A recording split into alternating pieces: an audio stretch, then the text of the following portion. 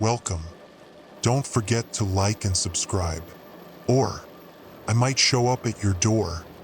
I'm just here to share some creepy stories, so sit back and enjoy. Disclaimer: the content presented in the video is purely for entertainment purposes only.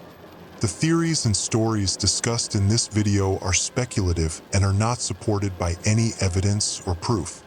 Viewer discretion is advised.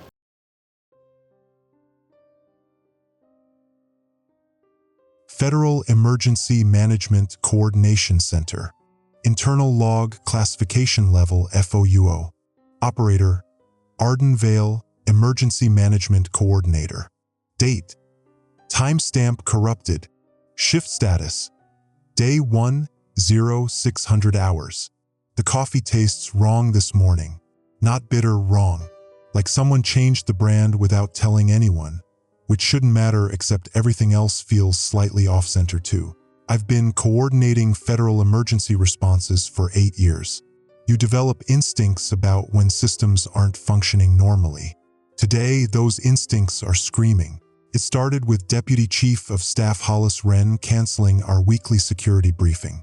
Standard protocol requires 48-hour notice for schedule changes involving classified meetings. I received a text message at 0547. Meeting canceled. Operational priorities shifted. HW. Hollis doesn't send text messages about classified meetings. Ever. I'm reviewing yesterday's presidential daily brief distribution logs when Communications Director Kaylin Chase appears at my workstation. She's holding 2 coffee cups and wearing the expression of someone who needs to talk but can't figure out how to start. Arden, you handle the emergency alert systems, right? Kaylin sets down 1 cup. Her hands are shaking slightly. Among other responsibilities, yes. I gesture to the wall of monitors displaying various threat assessment feeds. Why?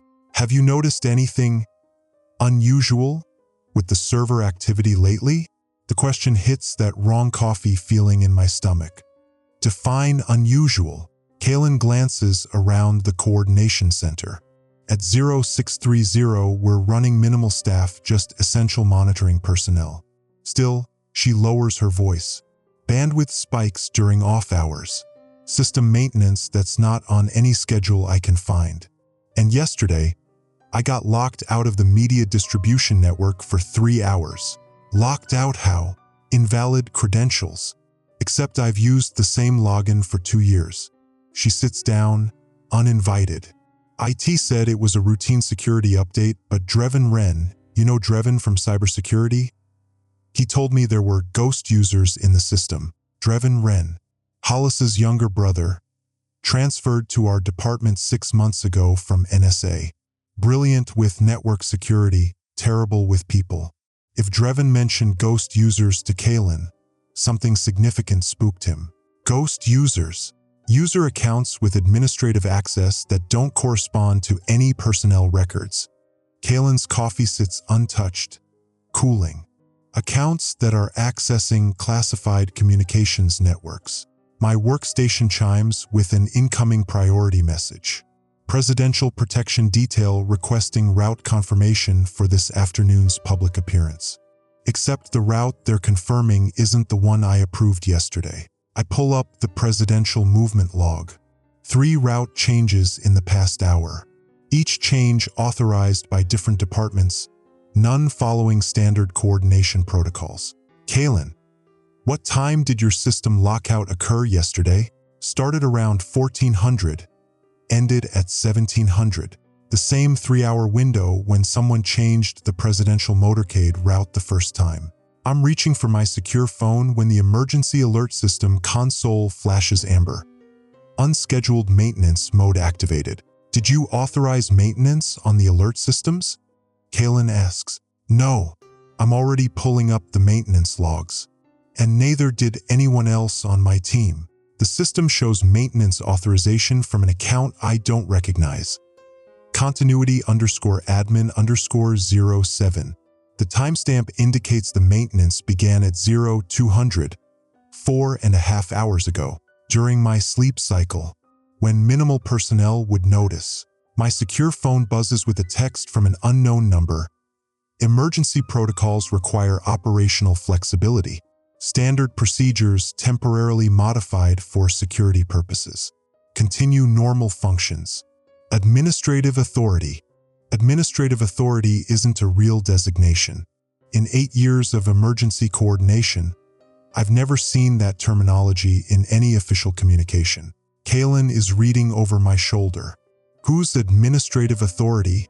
Before I can answer, NSA liaison Brialyn Dusk walks through the coordination center doors. She's early. Our briefing isn't scheduled until 0800, and she's carrying a tablet instead of her usual paper files. Arden, Kalen. Brialyn's voice carries its usual professional warmth, but her smile doesn't reach her eyes. I need to brief you both on some temporary security measures that have been implemented. What kind of security measures? I'm still staring at the continuity_admin_07 account, trying to trace its authorization. The kind that require immediate compliance and complete discretion. Brialyn sets her tablet on my desk. As of 0200 this morning, all federal emergency communications are operating under enhanced continuity protocols. Enhanced continuity protocols. Another term I've never encountered in any training manual or policy document. Brialyn, I need to see the authorization documentation for. The documentation is classified above your current access level. Her tone remains friendly, but there's steel underneath. Your role is to maintain normal emergency coordination functions while these protocols are active. Kalen stands up abruptly. I need to get back to communications. She's not looking at either of us. Actually, Kalen, you should stay for this briefing. Brialyn's suggestion sounds like an order. My workstation chimes again. Presidential Protection Detail. Second route change request in 20 minutes. This route takes the motorcade through 3 additional high-risk areas and extends travel time by 47 minutes. Brialyn, something's wrong with the presidential movement coordination. We've had multiple route changes without proper. The presidential schedule is being managed by enhanced continuity protocols. Brialyn touches her tablet screen. Your standard coordination procedures are temporarily suspended. The coffee still tastes wrong. The emergency alert system is still in unauthorized maintenance mode. Ghost users are still accessing classified networks. And now a protocol I've never heard of is suspending procedures I've followed for 8 years. Where's the president right now? Ask. Brialyn's pause lasts exactly 3 seconds too long. The president's location is classified under enhanced continuity protocols. I've coordinated emergency responses for natural disasters, terrorist threats, and foreign military provocations. I've never been told the president's location was classified from the Federal Emergency Coordination Center. My secure phone buzzes with another message from administrative authority. Compliance with enhanced continuity protocols is mandatory. Standard operating procedures will resume when security situation permits. Maintain normal appearance of operations. Maintain normal appearance of operations. As if we're performing emergency coordination rather than actually doing it. I look at Kalen, who's staring at her hands.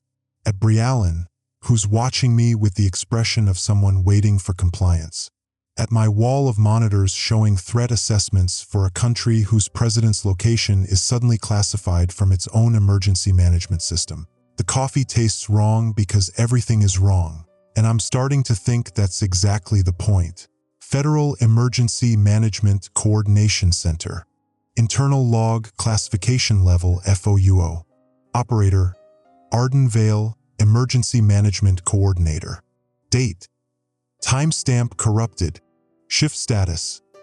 Day 1 to 1,800 hours. 12 hours after last confirmed presidential sighting. The President of the United States has not been visually confirmed by any federal agency in 12 hours. I know this because I've spent my entire shift calling every department that should have eyes on the presidential schedule. Each conversation follows the same pattern: initial cooperation, sudden consultation with supervisors, then variations of "that information is currently restricted." restricted from the Federal Emergency Management Coordination Center, the agency specifically designed to coordinate federal responses during national emergencies. I'm documenting the calls when Kaylin Chase returns to my workstation. She looks like she hasn't slept, which is impossible since I saw her 6 hours ago looking perfectly composed during her temporary security measures briefing with Briallen. Arden, I need to show you something. Kaylin glances around the coordination center. Evening shift means skeleton crew, just me, 2 communication specialists, and a threat assessment analyst. Still, she leans close enough that I can smell the stress sweat through her deodorant. But not here. Show me what? Media blackout orders. 47 separate directives in the past 8 hours, all concerning presidential coverage. She hands me a USB drive. I made copies before my access got revoked. Your access was revoked? 20 minutes ago. Temporary reassignment of responsibilities due to enhanced continuity protocols. Kaylin's voice carries bitter quotation marks. I've been communications director for 3 years. I've never been locked out of the media coordination systems. I plug in the USB drive and open the files. 47 media blackout orders, each more restrictive than standard protocols. No live presidential coverage. No location reporting. No real-time commentary during public appearances. Pre-approved questions only. Pool reporters reduced from 12 to 3, all requiring additional security clearance. Kaylin, when was the last time you actually saw the president? Thursday morning briefing. 2 days ago. She sits down heavily. But that's not unusual. I coordinate media. I don't require daily FaceTime. What about video feeds? Internal security footage. That's the problem. She points to the USB drive. All internal presidential documentation since Friday morning is marked continuity and extra classification. I can't access any of it. I pull up my presidential tracking dashboard. Every federal agency maintains independent monitoring for emergency coordination purposes. The dashboard should show real-time location data from Secret Service, DoD, White House Communications, and Capitol Security. All 4 feeds display the same message. Maintenance mode. Enhanced continuity protocols active. This is impossible, I tell Kaylin. Federal emergency protocols require redundant presidential tracking. Even during security upgrades, we maintain at least 2 independent feeds. Unless someone with higher authority than federal emergency protocols decided otherwise. Higher authority than federal emergency protocols. In the United States government, that's a very short list. My secure phone rings. Deputy Chief of Staff Hollis Wren, finally returning my calls. Arden, I understand you've been asking questions about presidential scheduling. Hollis, I need confirmation of current presidential location for emergency coordination purposes. Standard protocol requires. Standard protocols are temporarily suspended. Hollis's voice sounds strained. I cannot provide presidential location information at this time. Cannot or will not? The pause stretches long enough that I check my phone to ensure the connection is still active. Arden, I need you to understand something. The current situation requires operational flexibility that standard emergency protocols don't accommodate. What current situation? The situation that requires enhanced continuity protocols. Circular logic. Enhanced continuity protocols are necessary because of a situation that requires enhanced continuity protocols. Hollis, who authorized enhanced continuity protocols? Higher authority. What higher authority? Authority that outranks questions about authority. I'm listening to Deputy Chief of Staff Hollis Wren, a man I've worked with for 3 years, someone who explains complex policy decisions with patient detail, speak in riddles about the location of the President of the United States. Hollis, are you under duress? I'm under orders to maintain operational security during a sensitive period. Orders from whom? The line goes dead. Kaylin is watching my face. Bad news. Hollis just hung up on me rather than identify who's giving him orders about presidential security. She stops. Actually, that's terrifying. My workstation chimes with an incoming priority alert. Finally, something I can handle through normal channels. Except the alert isn't from any system I recognize. Emergency Broadcast System, Automated Presidential Address. Scheduled 2000 hours. Content, PR e-recorded statement. Enhanced Continuity Protocols. Authorization, Continuity_admin_07. Pre-recorded. Kalen reads over my shoulder. Presidential addresses are live except for national security emergencies, or when the president is unable to appear live. We look at each other. Either we're in the middle of a national security emergency that hasn't been declared, or the president is unable to appear live for reasons that also haven't been declared. Arden, Communications Specialist Torres calls from across the center. I'm getting weird feedback from the Emergency Alert Distribution Network. I walk over to Torres's workstation.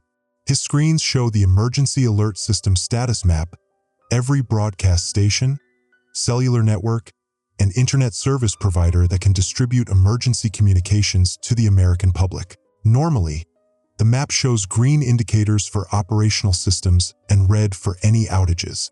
Today, it shows a third color I've never seen. Amber indicators covering approximately 60% of the network. What does amber mean? I ask Torres. I don't know. It's not in any of the status documentation. Torres pulls up the technical specifications. According to the system logs, amber indicates alternative distribution pathway active. Alternative to what? That's what's weird. The normal distribution pathways are still functional, but something called Continuity Broadcasting Protocol has taken priority over standard emergency communications. Continuity Broadcasting Protocol, another term that doesn't exist in any manual I've studied. My phone buzzes with a text message from an unknown number. Presidential address at 2000 hours will address current operational requirements. Maintain standard emergency coordination functions. Do not speculate about enhanced continuity protocols. Administrative authority. Don't speculate about enhanced continuity protocols. As if speculation about undocumented government procedures is somehow inappropriate for the Federal Emergency Management Coordination Center. Torres, can you trace the origin of the Continuity Broadcasting Protocol? I tried. The authorization comes from servers I don't have access to. What servers? Private network infrastructure. Corporate data centers, not government systems. Corporate data centers are controlling the Federal Emergency Broadcast System. Kalen appears at my shoulder. Arden, you need to see this. She hands me her personal phone, displaying a news website. The headline reads, White House confirms presidential schedule modification due to security protocols.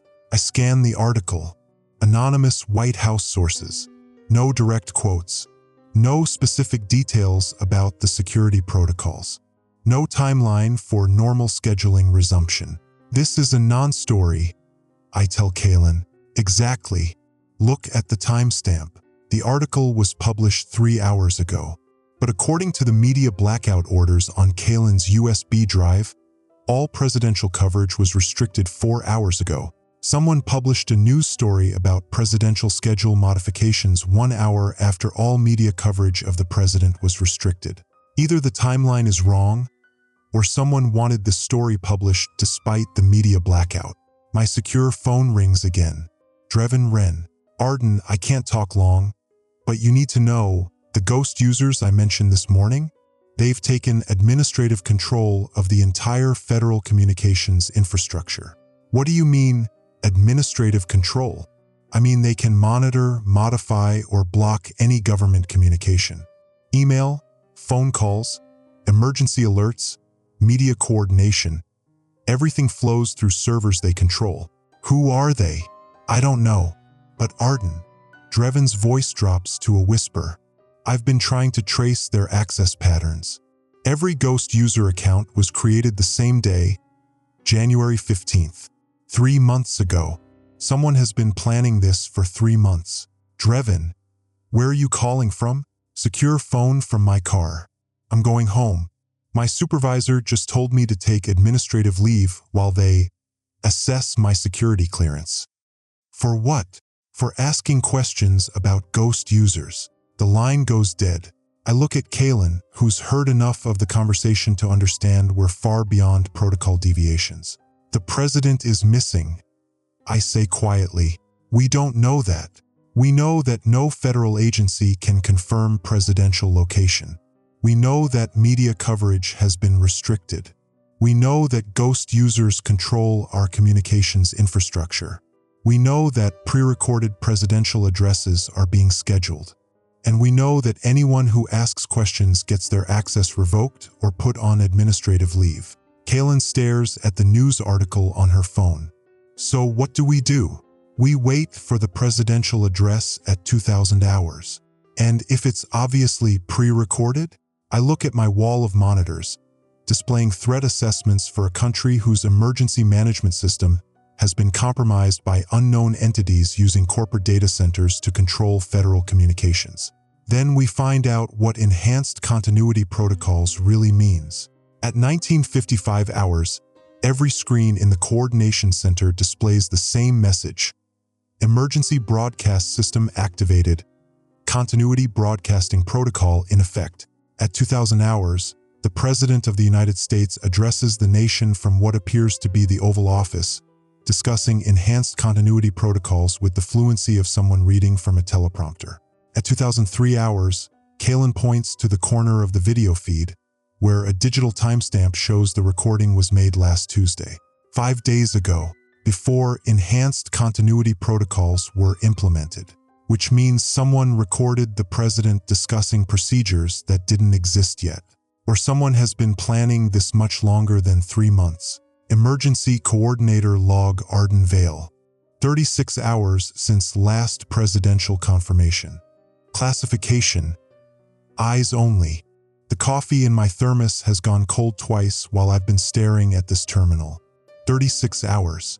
In my 12 years as Emergency Management Coordinator, I've never gone more than 6 hours without presidential location confirmation.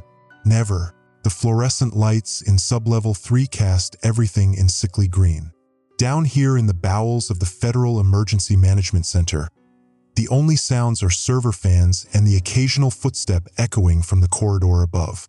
I've been avoiding the main operations floor since Hollis gave me that look. The one that said I was asking too many questions. My fingers hover over the keyboard. What I'm about to do violates about 15 protocols, but then again, so does everything that's happened since yesterday morning. I pull up the Emergency Communication Archive. My clearance should get me into the standard logs, but there's something else here, classification levels I've never seen before. Umbra 7. Continuity Prime, and one that makes my blood run cold. Shadow Actual. Working late, Arden? I spin around. Drevin Wren stands in the doorway, his usually neat IT uniform wrinkled, dark circles under his eyes. Hollis's younger brother, but where Hollis carries himself with political smoothness, Drevin has the nervous energy of someone who spends too much time with machines and not enough with people. Could ask you the same thing, I say, minimizing my screen. Shouldn't you be home? It's past midnight. He steps closer, glancing over his shoulder. Can't sleep. Too many ghosts in the system. He pulls up a chair, sits down heavily. I've been tracking those anomalies I mentioned. The unauthorized users? They're not just accessing random files, Arden. They're rewriting access protocols in real time. My stomach drops. Rewriting how? Creating new authorization chains, new command structures. It's like, he pauses, running a hand through his hair. Like someone's building a parallel government inside our own systems. The words hang in the air between us.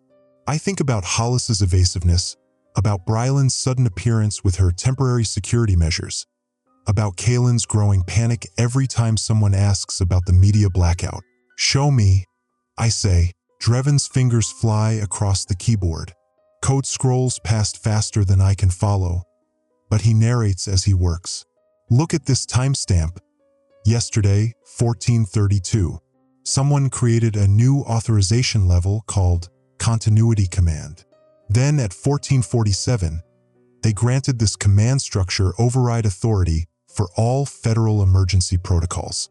That's impossible. Only the president can authorize new command structures. That's what I thought too. But look at the authorization signature. He highlights a line of code. It's not the president's digital signature. It's something called Constitutional Override Protocol 7. I've never heard of Protocol 7. I've memorized every emergency protocol from 1 through 23. There is no 7 in any manual I've ever seen.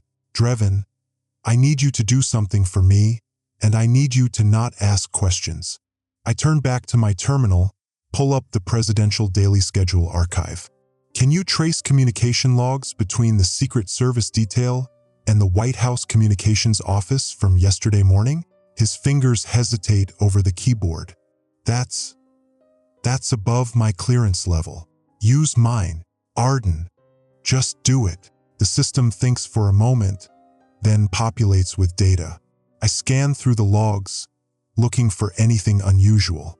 Normal check-ins every 15 minutes until 11:47 a.m. yesterday. Then nothing. The Secret Service stopped reporting presidential location at 11:47. I whisper. But the White House Communications Office shows continued presidential schedule updates until 6 p.m. Drevin adds, pulling up another window. Look at this. There are presidential phone calls logged with congressional leadership at 2 p.m., 3:30 p.m., and 4:15 p.m. yesterday. I stare at the screen. So either the Secret Service stopped doing their job or someone else was making those calls. The implications crash over me like ice water. I think about the presidential addresses Kalin mentioned, the ones the media was told to broadcast without verification. I think about Hollis coordinating with people he won't name. I think about my own security clearance being temporarily elevated without my knowledge or request. Drevin, I need you to check something else. Can you see if there are any other government officials who've been given elevated clearances in the past 48 hours? More typing. A list populates on screen. My name is there along with about 30 others. I recognize some of them: mid-level coordinators, department liaisons, technical specialists. None of them high enough in the hierarchy to normally warrant top-secret access. Why would they elevate all of us? I ask more to myself than to Drevin. Maybe because the people who normally have that clearance aren't available to use it. The words hit me like a physical blow. I think about the vice president being unreachable, about congressional leaders being told to await further instructions, about the line of succession protocols that seem to have been completely abandoned. My phone buzzes. Text message from Kalin. Need to see you. Now, parking garage level B2. Come alone. I show Drevin the message. He frowns. That's not like her. Kalin's always been a let's schedule a meeting through proper channels person. Nothing's been like anyone lately. I start logging out of the system, then pause. Drevin, can you do me one more favor? Can you set up some kind of monitoring on these ghost users? I want to know every time they access the system. I can try to set up passive monitoring. But if they're as sophisticated as I think they are, they'll detect active surveillance pretty quickly. Do what you can. And Drevin, I stand up, grab my jacket. Don't mention this conversation to your brother. Not yet. His face darkens. You think Hollis is involved? I think Hollis is scared, and scared people make unpredictable choices. The elevator ride to parking level B2 feels endless. My mind races through everything I know, everything I've observed, everything that doesn't add up. The President of the United States doesn't just disappear. The Vice President doesn't become unreachable. Congressional leadership doesn't go silent, unless someone wants them to. The parking garage is dimly lit, shadows stretching between concrete pillars. I find Kalin standing beside her car, smoking a cigarette with shaking hands. I've never seen her smoke before. Thank God you came, she says, stubbing out the cigarette. Arden, we're in serious trouble. All of us. What happened? I found out where the presidential statements are coming from. The ones we've been broadcasting. She pulls out her phone, shows me a video file. They're deepfakes, sophisticated ones. Someone's been building a library of presidential speech patterns, facial expressions, mannerisms. They can make him say anything they want. The video plays. It's the president giving what looks like a normal address about economic policy. But something's wrong with his eyes. They don't track quite right, don't focus where they should. How long have they been doing this? I don't know. Could be weeks, could be months. But Arden, that's not the worst part. She looks around the parking garage, making sure we're alone. I tried to trace the source of these videos. The servers they're coming from? They're registered to something called Continuity Command, the same name Dreven found in the system architecture. Kaylin, I need to ask you something, and I need you to tell me the truth. Do you know what happened to the president? Her face crumbles. I think he's dead, Arden. I think they're all dead. The words echo in the concrete space around us. Dead. The president, the vice president, maybe others. And some group calling itself Continuity Command, has been covering it up with technology, with false broadcasts, with a carefully orchestrated deception. Who's they? Ask. I don't know. But whoever they are, they've been planning this for a long time.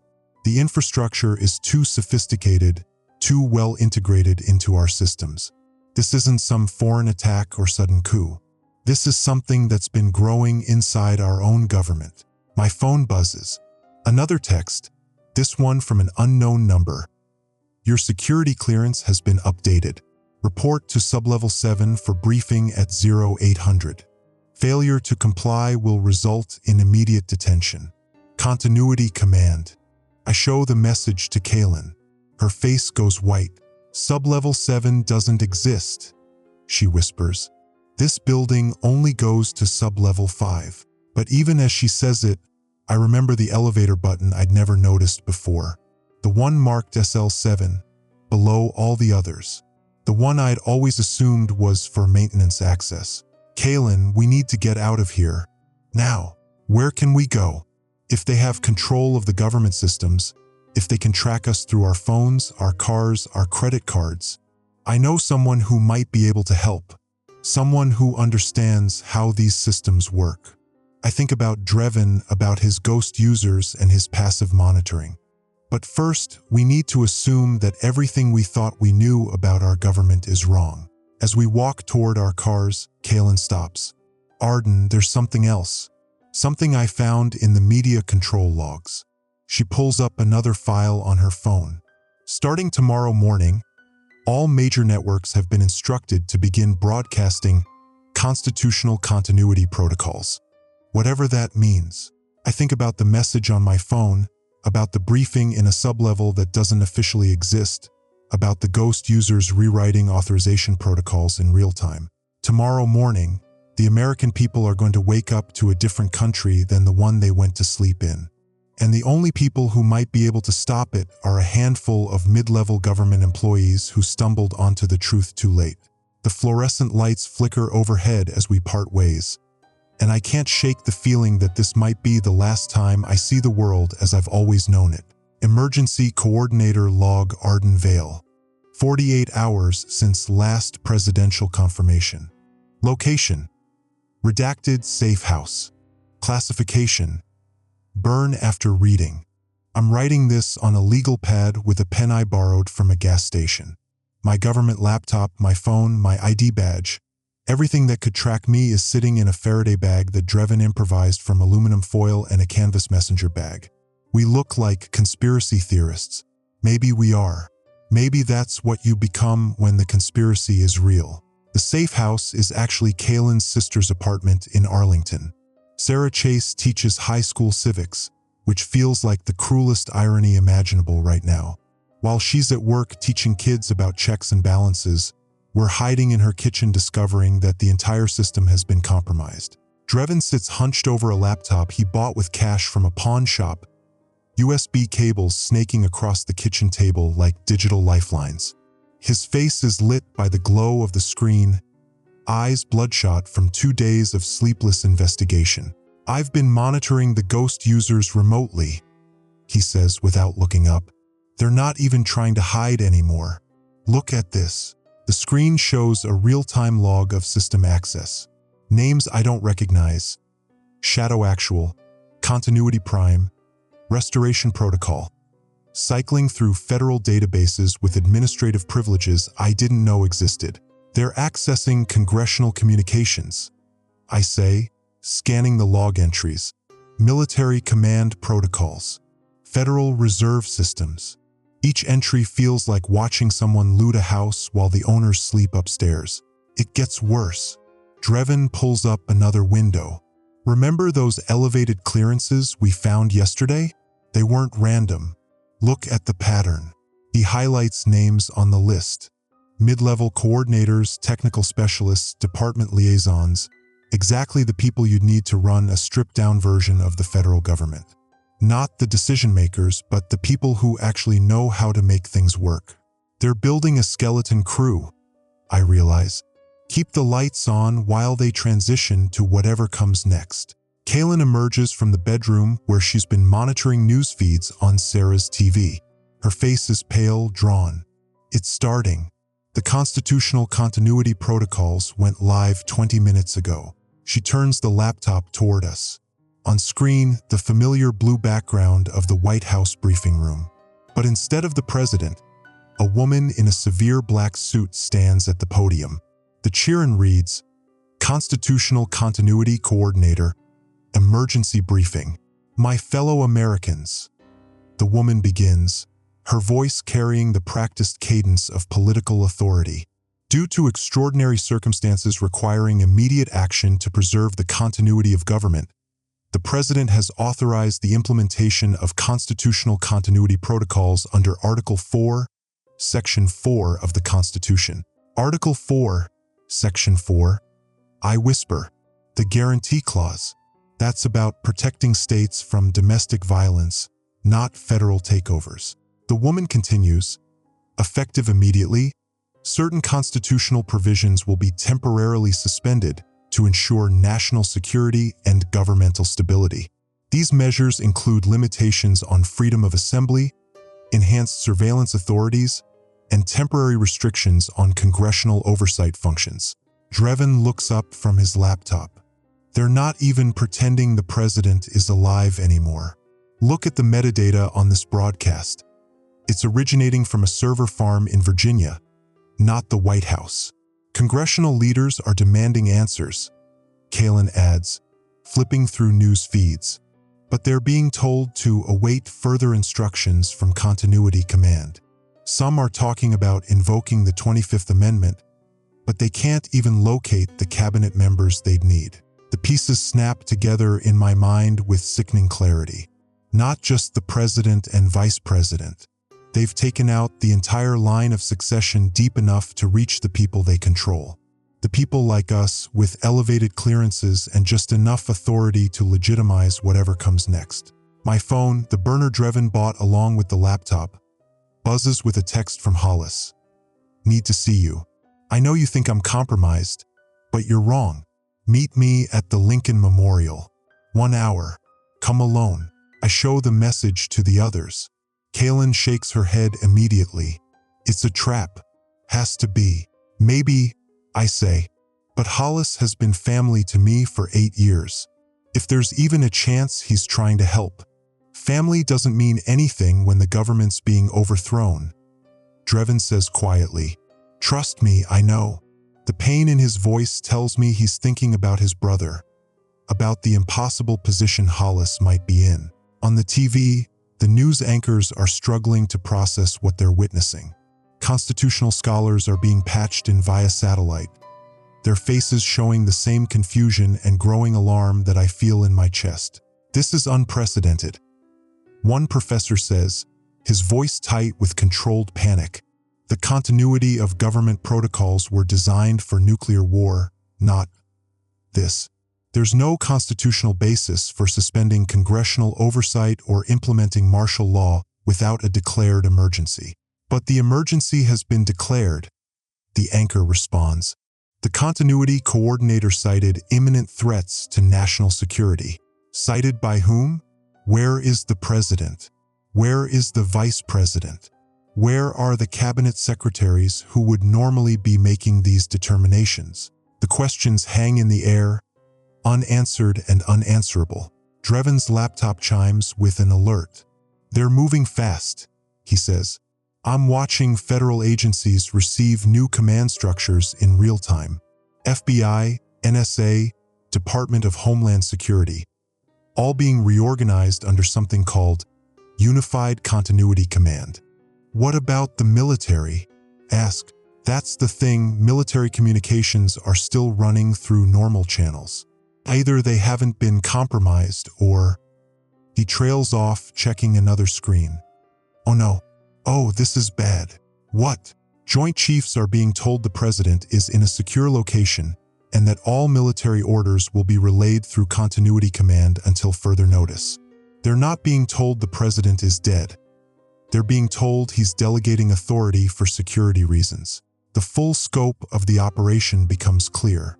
Not a violent coup that would trigger military resistance, but a gradual assumption of authority using the government's own continuity protocols. Elegant, legal-seeming, and absolutely devastating to democratic governance. We have to expose this, Kalin says. The deepfakes, the ghost users, the fact that the president is dead. If people knew the truth. How? I interrupt. They control the broadcast networks, the emergency alert systems, probably most of the major communication infrastructure.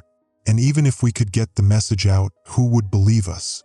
Mid-level government employees claiming the president is dead, while official channels show him delegating authority. The weight of our powerlessness settles over the room like smoke. We know the truth, but truth without the ability to communicate it effectively is just personal knowledge. Dangerous personal knowledge. Dreven's phone buzzes, then mine, then Kalin's. The same message on all three. Report to designated coordination center within 24 hours for continuity protocol orientation. Failure to comply will result in immediate classification as enemy of continuity. Designated coordination center? Kalin reads from her phone. Mine says Federal Building 27, Sublevel 7. Same, I confirm. The level that doesn't exist. Mine's different, Dreven says. Technical Coordination Facility, Building 19. They're sorting us by function. The systematization is terrifying. Not random detention or elimination, but careful cataloging and deployment of human resources. They need us to make their shadow government work, at least initially. What happens if we don't report? Kalin asks. Enemy of continuity. I repeat the phrase from the message. In the old Soviet Union, they called it enemy of the people. Same concept, different branding. My phone rings. Hollis. I stare at the screen, torn between desperate hope and rational caution. Answer it, Dreven says, but put it on speaker. Arden, thank God. Hollis's voice fills the kitchen, tight with stress. Are you safe? Are you with the others? I'm fine. What's happening, Hollis? What is Continuity Command? A long pause. I can't talk about this over the phone. But Arden, you need to know what you're seeing on the news, the constitutional continuity protocols. This isn't what I thought it would be. What you thought it would be? The words hit like ice water. Hollis, did you know about this? Not like this. There were briefings, contingency plans for national emergencies. But they told us it would only activate in case of nuclear attack or massive terrorist event. They never said. His voice breaks. They never said they would manufacture the emergency. Manufacture the emergency. Kill the president and vice president, then use their deaths to justify the very protocols that would legitimize the killer's assumption of power. Hollis, where are you? I'm at the coordination center. Sublevel 7. Arden, it's real. The whole level exists. It's been here for years, maybe decades. Full government facilities, communication centers, everything needed to run a parallel administration. Who's running it? I don't know. I've seen coordinators, administrators, technical staff. But whoever's giving the orders, they're staying behind the scenes. We get instructions through secure channels, never direct contact. In the background of his call, I can hear voices, official-sounding conversations, the hum of government activity. It sounds like any other federal office, which somehow makes it more terrifying than if it sounded like a military bunker. Hollis, you have to get out of there. I can't. They have Sarah. His voice cracks completely. They have my wife, Arden. They told me she's in protective custody for her own safety. As long as I cooperate, she stays safe. The line goes dead. We sit in silence, processing the implications. They don't just have governmental infrastructure, they have the families of key personnel. Leverage to ensure cooperation from people who might otherwise resist. We can't report to those coordination centers, Kaylin says finally. We can't not report either, I reply. If we don't show up, we become enemies of continuity, and they'll start looking for us. Drevin closes his laptop. So what do we do? I think about Hollis's wife in protective custody, about the professors on TV struggling to explain constitutional provisions that don't apply to the situation we're facing, about the American people watching their government transform overnight into something unrecognizable. We go underground, I say, really underground, and we figure out who's actually running Continuity Command. Outside Sarah's apartment window, the sun is setting over Arlington, painting the sky the color of emergency flares. Tomorrow, millions of Americans will wake up to the first full day of whatever the United States is becoming. And the only people who might be able to stop it are 3 mid-level government employees with a pawn shop laptop and a growing understanding that their country is already gone. The constitutional crisis isn't coming. It's here. And we're living through the death of the Republic in real time, one bureaucratic protocol at a time. Emergency Management Coordinator Log. Arden Vale Classification Level revoked. 72 hours since last verified presidential communication. The emergency broadcast system crackled to life at 3:47 a.m., jolting me from the first real sleep I'd managed in 3 days. The tone was wrong. Not the standard EBS alert frequency, but something deeper, more resonant. Felt like the sound was coming from inside my chest. I fumbled for my secure tablet, muscle memory guiding my fingers to the emergency coordinator interface. Access denied. My credentials, 23 years of crisis management experience, clearance levels that had gotten me through hurricanes, terrorist threats, and cyber attacks meant nothing. Citizens of the United States. The voice on the broadcast began. Not the president's voice, not the vice president's. A smooth, corporate-trained tenor that belonged to no one I recognized from the constitutional line of succession. Due to unprecedented threats to national security and the temporary incapacitation of executive leadership, Continuity Protocol 7 has been activated under the National Security Preservation Act. I'd never heard of Continuity Protocol 7. In 2 decades of emergency management, I'd memorized every protocol from Alpha through Omega, every constitutional provision for government continuity. This was something else entirely. My phone buzzed. Kaylin's voice came through in a whisper.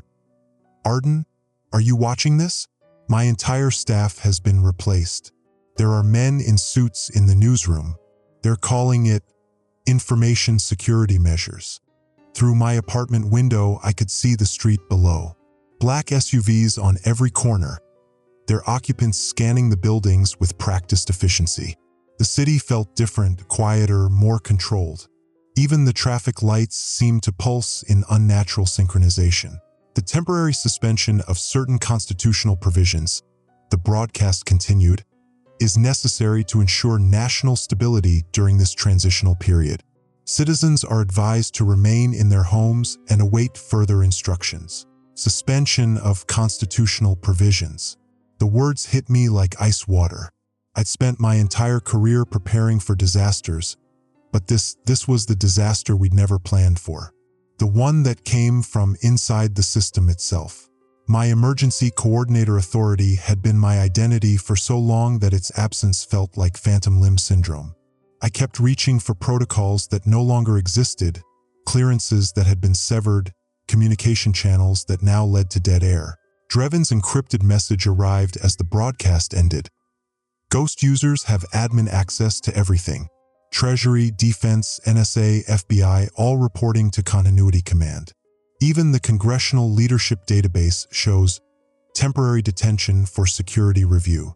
We're watching the government delete itself. I tried calling Hollis, but the line went straight to a recorded message. This number is no longer in service.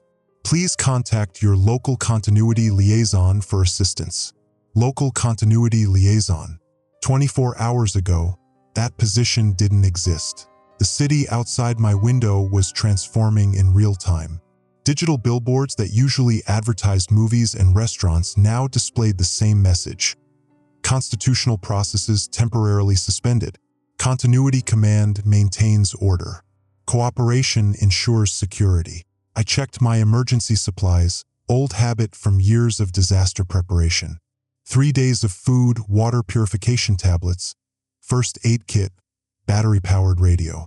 But this wasn't a hurricane or earthquake. This was the kind of emergency my training had never contemplated. What do you do when the emergency is the government itself? My tablet chimed with an incoming message from an unknown sender. Arden Vale, your expertise in emergency management is needed. Report to Continuity Command Center for reassignment. Compliance ensures family safety. Family safety. The words made my blood freeze. They knew about my sister in Oregon, my nephew in college, my parents in the assisted living facility. 23 years of security clearances meant they had files on everyone I'd ever cared about. Another message, this one from Briallen. Arden, I know this is overwhelming. The continuity protocol isn't a coup. It's evolution. The old system was too slow, too vulnerable. We've streamlined governance for the digital age. Your skills are valuable to us. This is your chance to be part of something historic. I stared at the screen, trying to process what she was saying. Briallen, who'd worked alongside me for 5 years, who'd helped me navigate the bureaucratic maze of federal emergency management, was speaking like a true believer in something I'd never heard of until 3 days ago. The morning news, what was left of it, showed footage of congressional buildings surrounded by security forces. Temporary protective custody for elected officials. The anchor explained with the kind of mechanical delivery that suggested a script being read at gunpoint. Until security threats can be properly assessed. My phone rang. Unknown number. Arden. It was Kaylin, but her voice was different. Strained. I need to tell you something. They have my daughter. She was supposed to be at soccer practice, but her voice broke. They say she's safe, but I need to cooperate. I need to tell them where you are. The line went dead. I looked around my apartment, the comfortable space I called home for 8 years, filled with commendations from disaster responses, photos with presidents and governors, certificates of appreciation from communities I'd helped rebuild. All of it felt like artifacts from a civilization that had ended sometime in the last 72 hours. The emergency radio crackled to life again. This time, the voice was different. Younger. Desperate. This is Congressman Martinez broadcasting from an undisclosed location. What you're seeing is not a constitutional continuity protocol. It's a coup. The president and vice president are dead. The shadow government is not your government. If you're listening to this, democracy is under static. Then silence. I powered down my tablet, pulled the battery from my phone, and started packing my emergency bag. 23 years of crisis management had taught me one fundamental truth. When the system fails, you fall back on training. When training fails, you fall back on instinct. And my instinct was telling me that the United States of America had just ceased to exist. Outside, the black SUVs were moving in coordinated patterns, methodically sweeping through the city. I could hear the rumble of heavy vehicles, the whine of surveillance drones, the distant sound of helicopters. The emergency broadcast system activated one final time. Arden Vale, this is your final notification. Report to Continuity Command or face designation as an enemy of state continuity. I shouldered my bag, took one last look at the life I'd built in service to a country that no longer existed, and headed for the emergency stairwell. The Constitution I'd sworn to protect was offline, but I wasn't. Personal log location, undisclosed. Arden Vale status, enemy of state continuity. 1 week since constitutional suspension. The metro tunnels beneath DC smell like decades of human passage. Exhaust fumes, concrete dust, and the metallic tang of electrical systems that haven't been maintained since the old government fell. Down here, 3 levels below the tourist maps, the surveillance drones can't find us. Yet, hand me that battery pack, Kaylin whispered, her voice echoing off the curved tunnel walls. She'd lost 20 pounds in the past week, her media-polished appearance replaced by the hollow-eyed look of someone who'd watched her world collapse in real time. Dreven's signal is getting weaker. I passed her the portable power unit we'd salvaged from an abandoned maintenance station. Our communication with the outside world depended on Dreven's ability to stay connected to the federal systems while appearing loyal to Continuity Command. So far, his cover as an IT security specialist had held, but each contact felt like it might be the last. The tunnel junction we'd claimed as our base camp housed 14 other government employees who'd refused reassignment. Margaret from the EPA, who'd spent 30 years protecting water systems. James from the Treasury, whose expertise in financial networks made him invaluable for tracking the money flows behind Continuity Command. Dr. Sarah Chen from the CDC, whose epidemiological training helped us understand how the corporate takeover had spread through government systems like a virus. They're calling us terrorists now, Margaret said, looking up from the battery-powered radio where she monitored the official broadcasts. Enemies of democratic continuance, threats to national stability. They've got our photos on every screen in the city. Democratic continuance. The new regime's language had evolved quickly, transforming concepts we'd once understood into something alien. Democracy wasn't being destroyed. It was being optimized for modern efficiency. Constitutional rights weren't being suspended. They were being streamlined for security effectiveness. My secure tablet, modified by Dreven to avoid detection, chimed with an encrypted message from Hollis. Emergency session tonight. Metro Center, abandoned platform. H has intel on the corporate structure. Trust level. Uncertain but desperate. Hollis had been playing a dangerous game, maintaining his position as Deputy Chief of Staff while secretly feeding us information. His access to Continuity Command briefings made him our most valuable asset, but also our greatest risk. If they discovered his double loyalty, we'd lose both our intelligence source and one of the few people left who understood how the old system had actually worked. Dr. Chan, I called softly. What's your assessment on the detention facilities? Sarah looked up from her makeshift laboratory, a collection of chemistry sets and medical supplies we'd liberated from abandoned federal buildings. Best estimate? They're holding approximately 3,000 government employees, contractors, and family members. The facilities are off the books, but the resource allocation patterns suggest locations in Virginia and Maryland.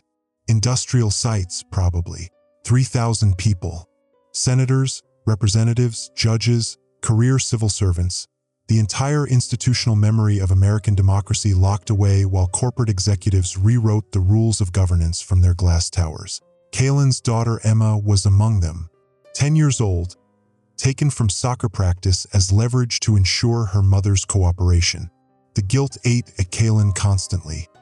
She blamed herself for revealing my location under threat, even though any parent would have done the same.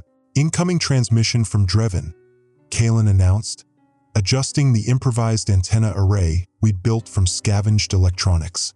Dreven's voice crackled through the static. Major development. Continuity Command is accelerating timeline. They're planning to announce permanent constitutional changes within 48 hours. something called the Efficiency Amendment. It transfers all executive authority to a corporate governance council. I felt ice in my stomach.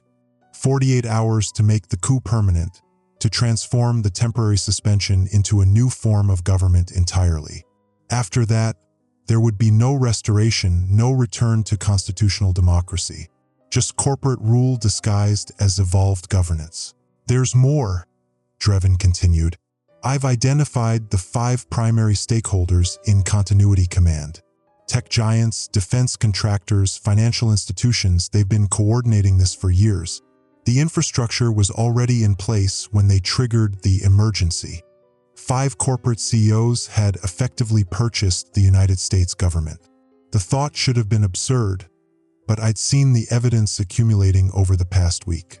Campaign contributions that looked like investments, revolving door appointments that looked like infiltration, regulatory capture that looked like conquest. Briallen sent me another message, I told the group. She wants to meet. Says she has information about my family's location. The silence that followed was heavy with understanding. We all knew what Briallen represented, the true believers who genuinely thought corporate governance was an improvement over democracy. She wasn't evil, just convinced that efficiency mattered more than representation, that expert management trumped popular will. It's a trap, James said flatly. Has to be. Maybe, I replied. But if there's a chance she knows where they're holding civilians, Dr. Chun nodded grimly. The detention facilities are our biggest weakness. As long as they have our families, they have leverage over everyone in the resistance. My tablet chimed again. This time, the message was from an unknown sender, but the encryption pattern matched Drevin's security protocols. Arden. Emergency override codes from the old system might still function. If we could access the emergency broadcast network, expose the truth before the efficiency amendment. Emergency override codes. In my 23 years of crisis management, I'd never used them. They were designed for the ultimate catastrophe: foreign invasion, nuclear attack, complete breakdown of government. I'd memorized them as part of my training, never imagining the catastrophe would come from within. What would happen if we could broadcast the truth? Kalen asked. Would people believe it? Would they care? It was the question that haunted all of us. The new regime's propaganda was sophisticated, playing on fears of chaos and promising security through submission. How many Americans would choose corporate efficiency over democratic messiness? How many would trade freedom for the promise of order? Margaret's radio crackled with another official broadcast. Citizens are reminded that cooperation with enemy elements is treason against continuity. Report suspicious activities to your local continuity liaison. Your security depends on collective compliance. Local continuity liaisons. They'd appeared in every neighborhood within days of the takeover. Corporate security personnel with official-sounding titles and the authority to detain anyone deemed non-compliant. The surveillance state had metastasized faster than any of us had thought possible. Motion detectors picking up activity in Tunnel Section C, Dr. Chun reported, checking the early warning system we'd rigged from salvaged equipment. Multiple contacts, coordinated movement patterns. We went silent, weapons ready, improvised tools and the few sidearms we'd managed to acquire. In the distance, I could hear the echo of boots on concrete, the whisper of tactical communications, the mechanical hum of scanning equipment. They'd found us. Emergency dispersion protocol, I whispered. Rally Point Bravo in 12 hours. As we scattered through the labyrinth of abandoned tunnels, I clutched my tablet containing the emergency override codes. 23 years of preparing for disasters, and I'd never imagined the greatest emergency would be the death of the country I'd sworn to serve. But the United States wasn't just a government, it was an idea. And ideas are harder to kill than institutions. In the darkness beneath the Capitol, carrying the last legitimate authority of a fallen democracy, I ran toward whatever came next. Personal note, scrawled on tunnel wall. We hold these truths to be self-evident, that all men are created equal, that they are endowed by their Creator with certain unalienable rights, that among these are life, liberty, and the pursuit of happiness. Some truths are worth dying for. AVI, Emergency Coordinator Log, Day 14. Classification: Eyes Only, Constitutional Crisis. Author Arden Vale. Location: Metro Tunnel Safe House Alpha 7. I'm writing this by candlelight. The emergency tablets died 3 days ago, and Dreven's solar charger went dark with him. If anyone finds this record, know that everything we thought we knew about our government was a lie. Hollis is dead. They broadcasted his execution on every emergency channel at 0600 this morning. Called it a military tribunal for treason against continuity protocols. He was kneeling in what looked like the Rose Garden, hands zip-tied behind his back, still wearing that ridiculous flag pin he never took off. The executioner wore no insignia, no uniform markings, just black tactical gear and a balaclava. The worst part?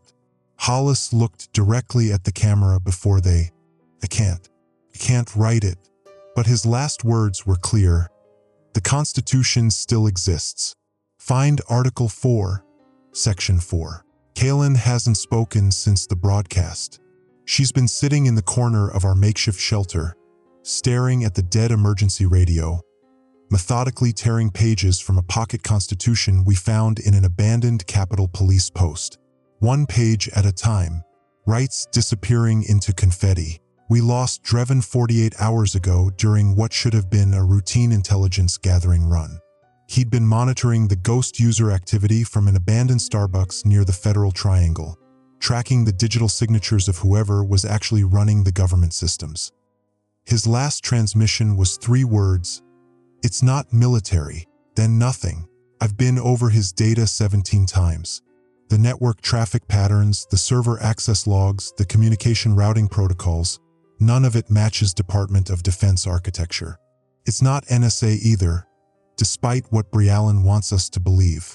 The digital fingerprints point to something else entirely: corporate cloud infrastructure, Amazon Web Services, Microsoft Azure, Google Cloud Platform. Our government is being run by private companies. The realization hit me like ice water at 0200 this morning.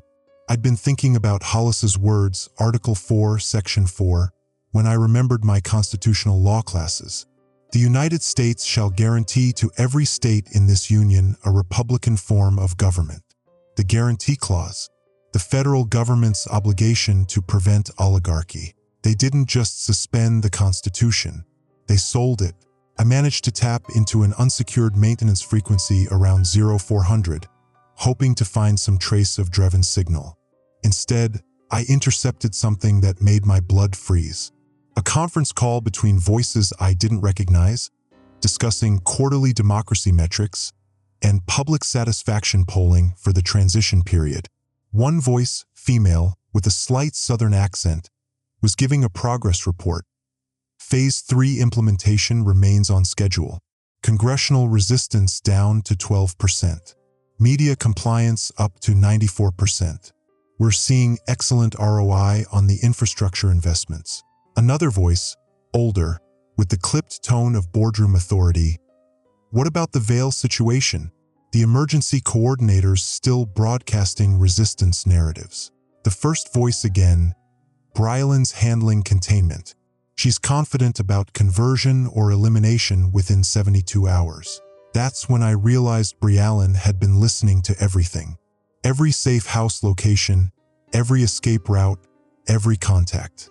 She'd been feeding intelligence back to whoever these people were since the beginning. I clicked off the frequency and ran.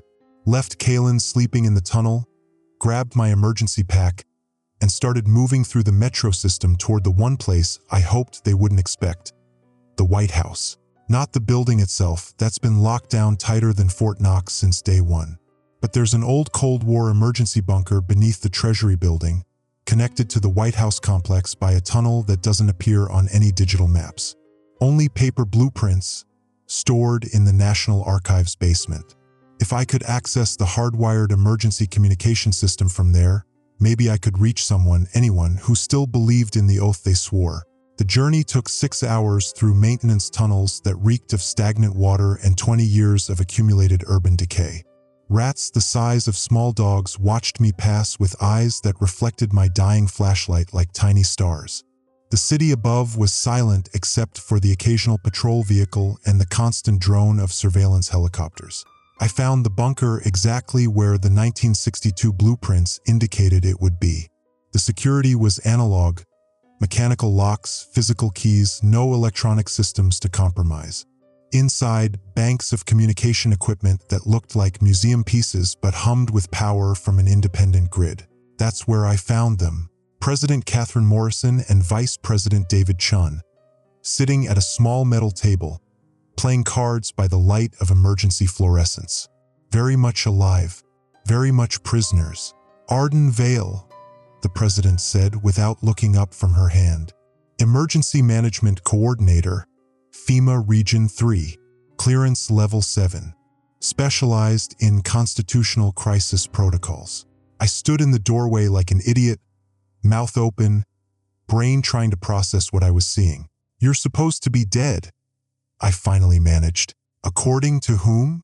Vice President Chun discarded 2 cards, drew 2 more. "The same people who told you there was a legitimate constitutional succession?" President Morrison finally looked at me, and I saw something in her eyes I'd never seen before. Defeat. Not the political kind, the human kind. The look of someone who'd watched their life's work crumble to dust. "They've been planning this for 20 years, she said. "Systematic infiltration of every government system, every communication network, every emergency protocol. The moment I tried to investigate irregularities in federal contract awards, they activated what they call Continuity Protocol 7. "Who are they?" I asked, though I was starting to understand. "Consortium of 5 major corporations," Chun answered. "Defense contractors, tech giants, private intelligence firms. They didn't want to overthrow the government, they wanted to own it. More efficient than lobbying. Just buy the infrastructure and charge rent." The president stood, walked to a communication console that looked like it belonged in a 1960s NASA mission control room. "This bunker has hardwired connections to military installations that predate digital networking. We've been trying to reach commanders who might still honor their oath to the Constitution rather than their contracts." "Any luck?" "Some," Chun said grimly. "Enough to know that about 40% of the military leadership is as trapped as we are. The other 60%. He shrugged. "Private contractors pay better than government salaries." I spent the next 3 hours learning the scope of the conspiracy. It wasn't a coup in any traditional sense, it was a hostile acquisition. Democracy had been purchased, not overthrown. The 5 companies, Morrison wouldn't name them over unsecured communications, but their identities were obvious from context, had spent 2 decades embedding their personnel in key government positions, replacing government-owned servers with corporate cloud services, and writing contracts that gave them administrative control over critical systems for efficiency and cost savings. When the president tried to investigate, they simply activated emergency protocols that transferred all governmental authority to continuity leadership, corporate executives with security clearances and federal contracts. "The beauty of it," Morrison said bitterly, "is that it's technically legal. Congress voted for every appropriation, every contract modification, every efficiency measure. They sold their own power, 1 line item at a time. That's when Brialyn found us. She appeared in the bunker entrance like a shadow materializing, no sound of footsteps or door mechanisms. Just suddenly there, wearing black tactical gear that matched the executioner from this morning's broadcast. "Madam President," she said with mock formality. "Mr. Vice President." Coordinator Vale. Her voice was different, colder, more precise. The folksy NSA liaison persona had evaporated completely. "Hello, Brialyn," President Morrison said calmly. "I wondered when you'd show up." 23 years of deep cover," Brialyn replied, pulling off her balaclava. Her hair was shorter than I remembered, streaked with gray I'd never noticed before. Do you know how long I've been waiting to drop the act? Since MIT? Chen asked. Or did the recruitment happen earlier? Brialyn smiled. The first genuine expression I'd ever seen from her. Stanford MBA program, actually. Corporate intelligence identified potential assets early. Full scholarship, graduate placement, career management. I've been NSA for 14 years and corporate for 23. I felt something cold settle in my stomach. The ghost users, the system infiltration. You've been building the infrastructure for this. Building? Brialyn laughed. Arden, I designed it. Every backdoor, every administrative override, every emergency protocol that bypassed constitutional oversight. The government has been running on corporate servers for 8 years. We just decided to stop pretending otherwise. President Morrison stepped forward, and I saw the leader I'd voted for twice. The American people will never accept this. The American people will accept whatever keeps their social media working and their streaming services online, Brialyn replied. Corporate efficiency, democratic accountability. What's the difference as long as the trains run on time? The Constitution, I started, is a document, Brialyn interrupted. Parchment and ink. The real government is infrastructure, and infrastructure belongs to whoever pays for it. She pulled out a tablet, swiped to show a map covered in red dots. Every government facility, every military base, every emergency service, all connected through corporate networks, all controlled by corporate administrators, all legally contracted and congressionally approved. She turned the tablet toward me. Including your family's location. The map zoomed in to show my neighborhood, then my street, then my house. 3 red dots pulsed on the screen.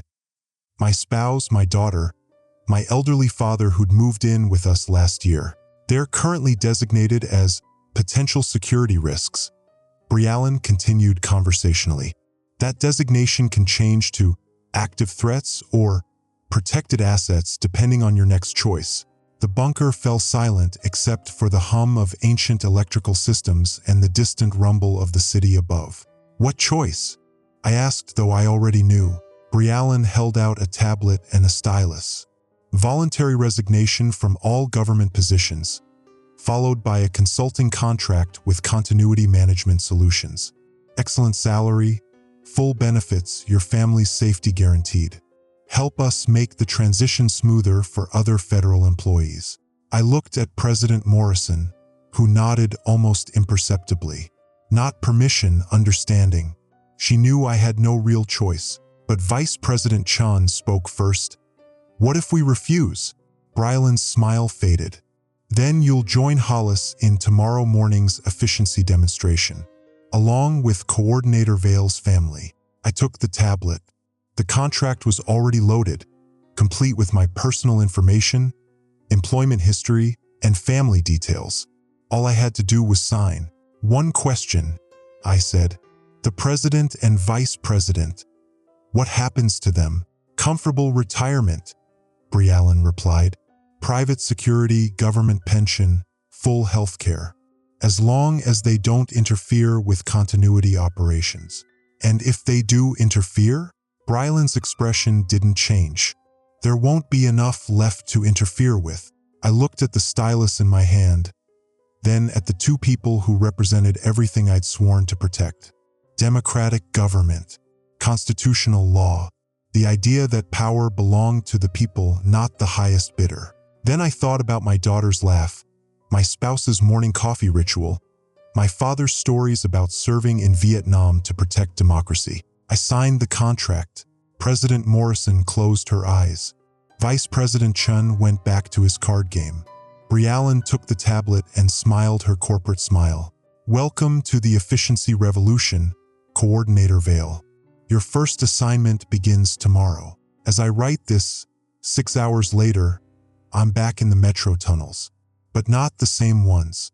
These are deeper, older, part of a network that doesn't appear on any map, corporate or government. I found them by following maintenance symbols that Drevin had scratched into tunnel walls during his intelligence runs. He's alive. Barely. I found him in a makeshift medical station, tended by 3 other government employees who'd gone underground rather than corporate. His left leg is badly broken, and there's a bandage around his head that suggests concussion, but his eyes are clear and angry. They wanted me to build back doors into the constitutional restoration protocols.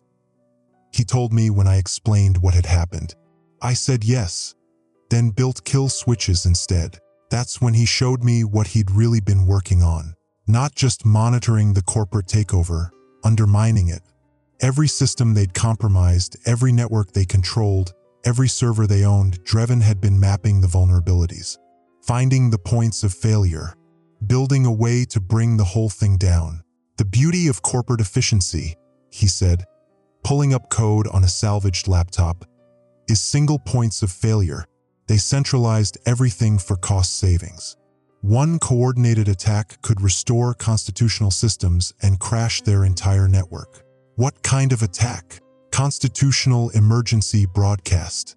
There's a hardwired system that predates digital networking, designed to communicate with the American people during existential threats to democracy. If we can access it, broadcast the truth about the corporate takeover, and simultaneously crash their control systems, the military commanders still loyal to their oath would have justification to act. I finished. Dreven nodded. But it requires someone with emergency coordinator access to authorize the broadcast. Someone with constitutional crisis protocol training. Someone like me. I haven't told him about the contract I signed. Haven't told him that Briallen expects me to report for my first corporate assignment in 18 hours. Haven't told him that my family's lives depend on my cooperation. But I've been thinking about Hollis's last words. The Constitution still exists. Not the document, that's just parchment and ink, like Briallen said. The idea, the principle that government serves the people, not the other way around. That power comes from consent, not conquest. That's worth dying for. That's worth killing for. Tomorrow, I'm going to make a choice that will probably end with my execution broadcast on every emergency channel. But maybe it will also end with constitutional government restored and corporate oligarchy broken. I'm going to bet everything on the idea that Americans still believe in democracy, even if their leaders sold it. If you're reading this and the emergency broadcast worked, then we won. If you're reading this and nothing changed, then at least you'll know we tried. The Constitution still exists. We just have to choose to honor it. Emergency Coordinator Log, Day 21. Classification: Constitutional Restoration. Author Arden Vale. Location: Sublevel 7, Abandoned Metro Construction. I was supposed to report to Continuity Management Solutions 7 days ago. Instead, I've been living in a construction site that was abandoned when the Metro expansion project lost federal funding in 2019. The irony isn't lost on me. The tunnel system that's keeping me alive exists because Congress chose corporate tax breaks over infrastructure investment. Dreven is walking again. Barely. He's fashioned a crutch from PVC pipe and surgical tubing salvaged from an abandoned medical supply cache. And his limp makes our movement through the tunnels sound like Morse code against concrete. But his mind is sharper than ever, running on rage and whatever stimulants he's been scavenging from emergency medical kits. I've been thinking about efficiency, he said this morning, pulling up network diagrams on his salvaged laptop. The screen flickered, the battery is dying, and we haven't found a working charging station in 3 days. But the data was clear enough. 5 companies, 5 CEOs, 5 quarterly board meetings that have been making decisions about American democracy like it was a leveraged buyout. Axiom Defense Solutions CEO Marcus Thorne. Private military contractors who've been replacing career military officers with corporate-paid advisors since 2015. Current Pentagon contracts worth $847 billion annually. Meridian Information Systems CEO Sarah Chen Park. Cloud computing and data management. Every government database, every communication network, every classified system, all running on Meridian servers. Government pays them $2.3 trillion annually for efficiency services. Blackwater Analytics CEO Jonathan Rivers. Intelligence and surveillance. They don't just analyze intelligence, they control what intelligence gets analyzed. NSA contractors with administrative access to everything from domestic surveillance to international threat assessment. Constitutional Dynamics Corporation, CEO Maria Santos Rodriguez. Legal and regulatory compliance. They write the contracts that make corporate control legal, draft the legislation that gets passed without being read, and provide the legal justification for everything else. Patriot Media Syndicate CEO David Kirkland. Information management and public communications. They don't just control the news, they are the news. Every major network, every social media platform, every emergency broadcast system routes through Patriot infrastructure. Look at the contracts, Drevin said, highlighting sections of legal text that scrolled past like digital cancer. Each company has what they call systemic failure protection clauses. If any critical government function fails, they automatically receive expanded administrative authority to restore service. I studied the screen, my emergency coordinator training finally clicking into place. They manufactured the crisis to trigger the clauses. Worse than that, Drevin's fingers moved across the keyboard despite the tremor in his right hand from the concussion. They've been manufacturing crises for 20 years. Every government shutdown, every system failure, every emergency that required expanded corporate intervention, they created the problems they got paid to solve. The laptop screen flickered again, and for a moment I thought we'd lost the data.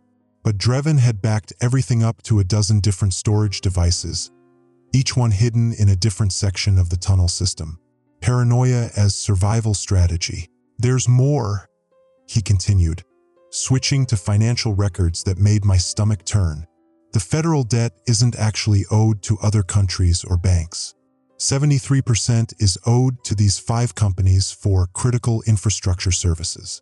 We're not citizens anymore, Arden. We're customers. And customers who can't pay their bills get service discontinued. That's when we heard the footsteps, multiple sets moving in formation through the tunnel system. Not the random patterns of other government refugees, this was tactical movement, coordinated search. They'd found us. Drevin killed the laptop screen and started packing the storage devices. I grabbed our emergency kit and the radio equipment we'd been using to monitor corporate communications. We had maybe 3 minutes before they reached our position. There's an old junction tunnel about 200 meters north, I whispered. Connects to the old pneumatic mail system from the 1920s. Tubes are too small for adults, but the maintenance corridors. I can't run, Drevin interrupted, gesturing to his leg. But I can give you time. He pulled out a device I didn't recognize. A small black box with multiple antennas and a timer display. Electromagnetic pulse generator. Salvaged from the Capitol building's anti-surveillance systems. Won't hurt people, but it'll fry every electronic device within a 50-meter radius, including your laptop, including all the evidence. The evidence is already uploaded to 17 different dead drop servers across the city. Drevin's smile was the first genuine expression I'd seen from him since his capture. I've been busy while you were playing corporate double agent. The footsteps were getting closer. I could hear radio chatter now, professional voices coordinating search patterns. They had at least 6 people, probably more. Go, Drevin said, handing me a small device that looked like a garage door opener. This will trigger the constitutional emergency broadcast system from any government facility with hardwired connections. The code is already programmed. You just need to get within range of a transmission point. What about you? I'm going to introduce our corporate friends to the concept of system failure. I ran.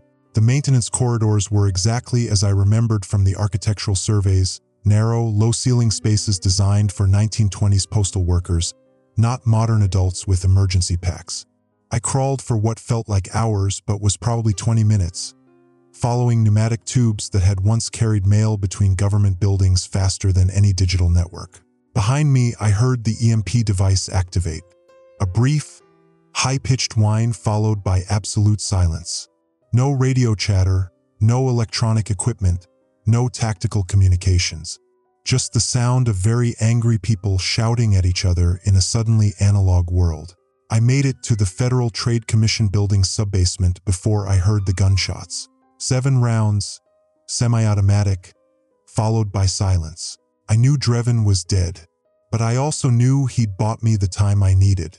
The FTC building's emergency broadcast station was exactly where the 1967 civil defense blueprints indicated. A small room behind the main electrical panels, designed to communicate with the public during nuclear attack.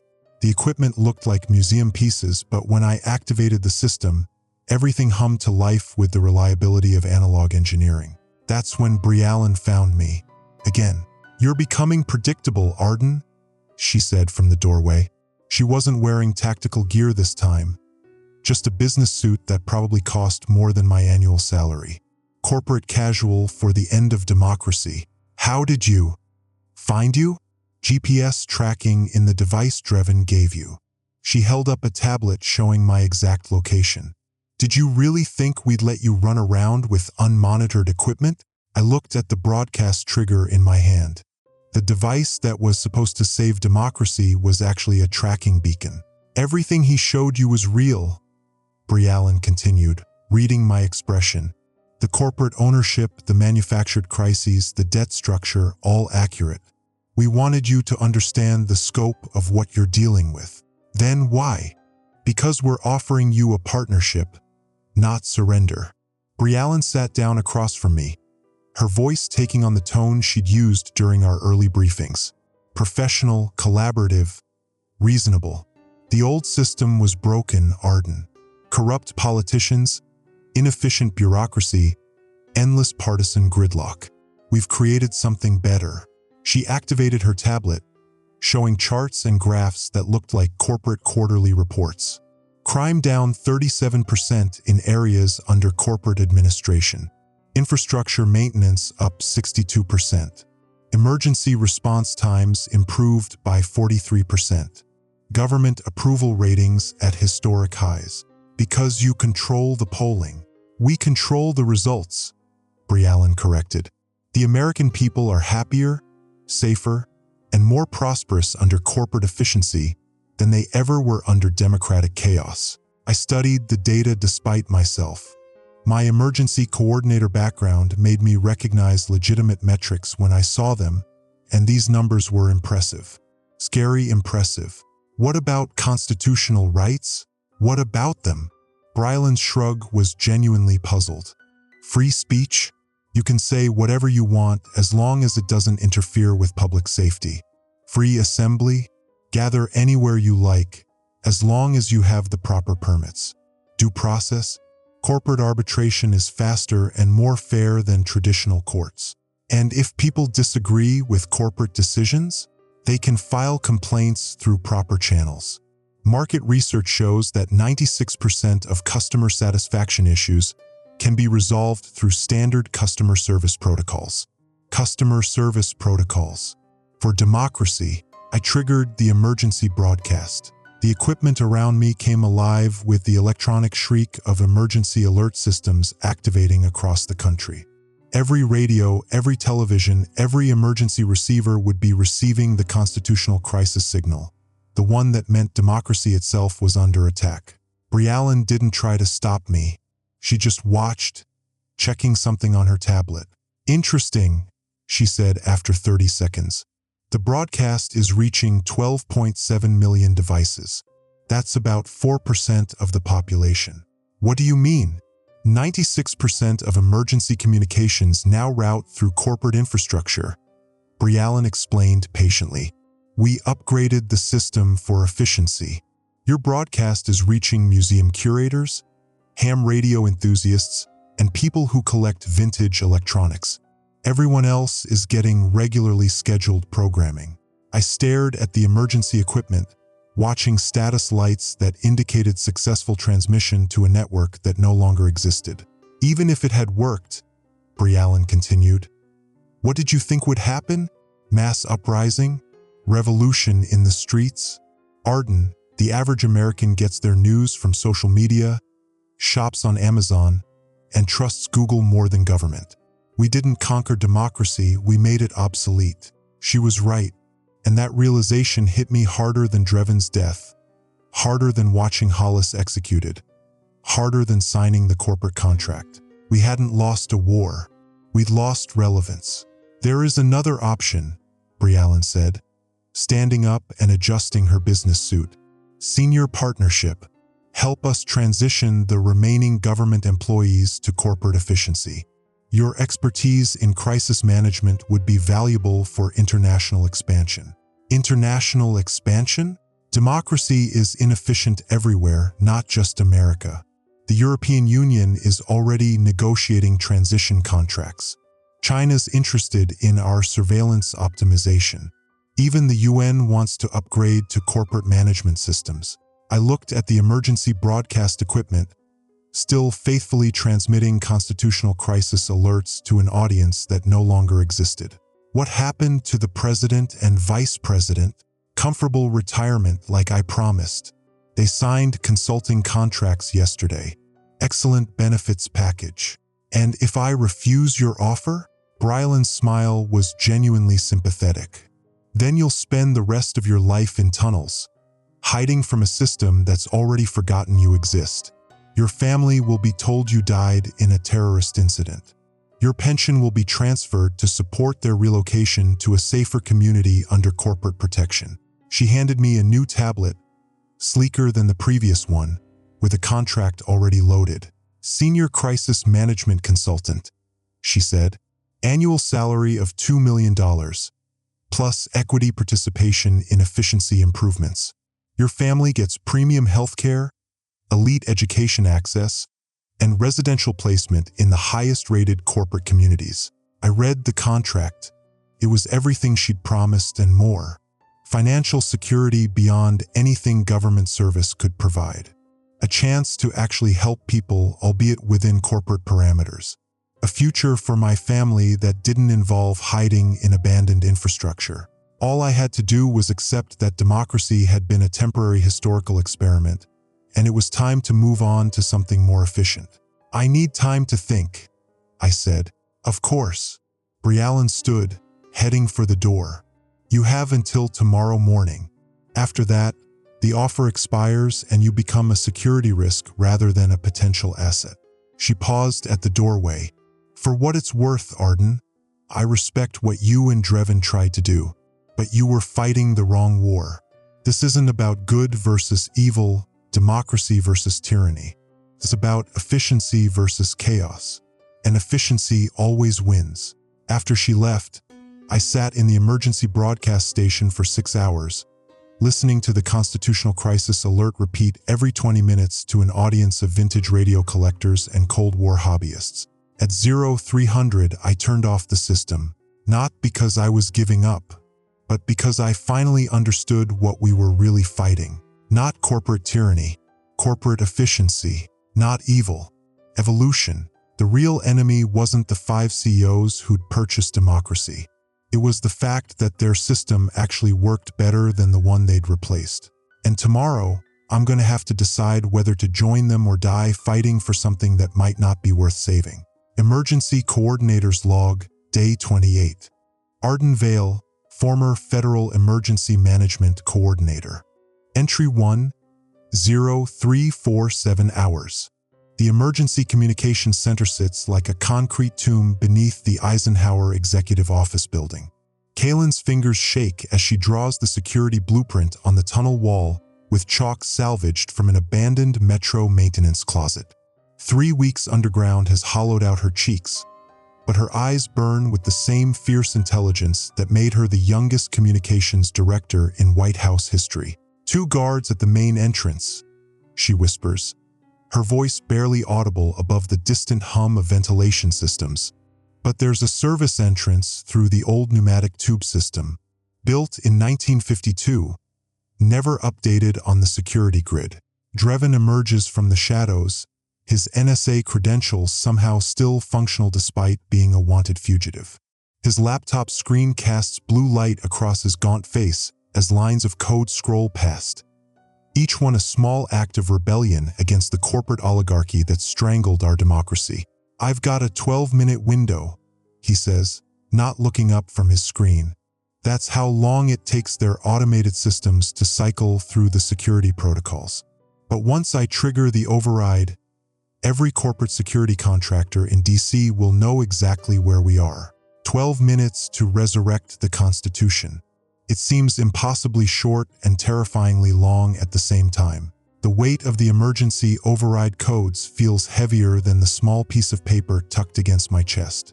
28 days ago, I was just another federal bureaucrat who knew how to coordinate disaster response. Now I'm holding the last legitimate key to American democracy, and I'm about to use it from a tunnel that smells like decades of rat droppings and broken dreams. Entry 2:0421 hours. Moving through the pneumatic tube access point feels like crawling through the circulatory system of a dying organism. The tubes that once carried urgent messages between government offices now carry only dust and the whispered hopes of 3 people who refuse to let democracy die quietly. Kaylin leads, her small frame perfect for the cramped space. Behind me, Drevin mutters under his breath. Not prayers, but code fragments, the digital incantations he'll need to breach 20 years of corporate infrastructure in less time than it takes to order coffee. The service entrance opens into a maintenance corridor beneath the communications center. Emergency lighting casts everything in hellish red, and I can hear the mechanical breathing of servers processing the lies that have kept America docile for 4 weeks. Bryland's people upgraded the biometric scanners, Kaylin warns, pointing to a sleek black panel beside the main door. But they kept the old manual override for continuity purposes. She produces a magnetic key card, one of the old-style emergency coordinator cards that predates the corporate takeover. Your card should still work.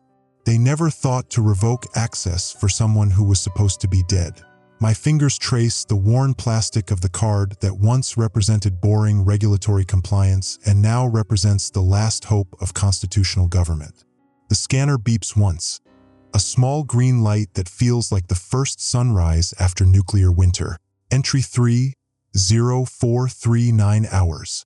The Emergency Broadcast Center is a cathedral of screens and switches, each one capable of reaching every American simultaneously. For 4 weeks, this room has been the voice of the oligarchy, broadcasting their manufactured consent through the mouth of a democracy they murdered in its sleep.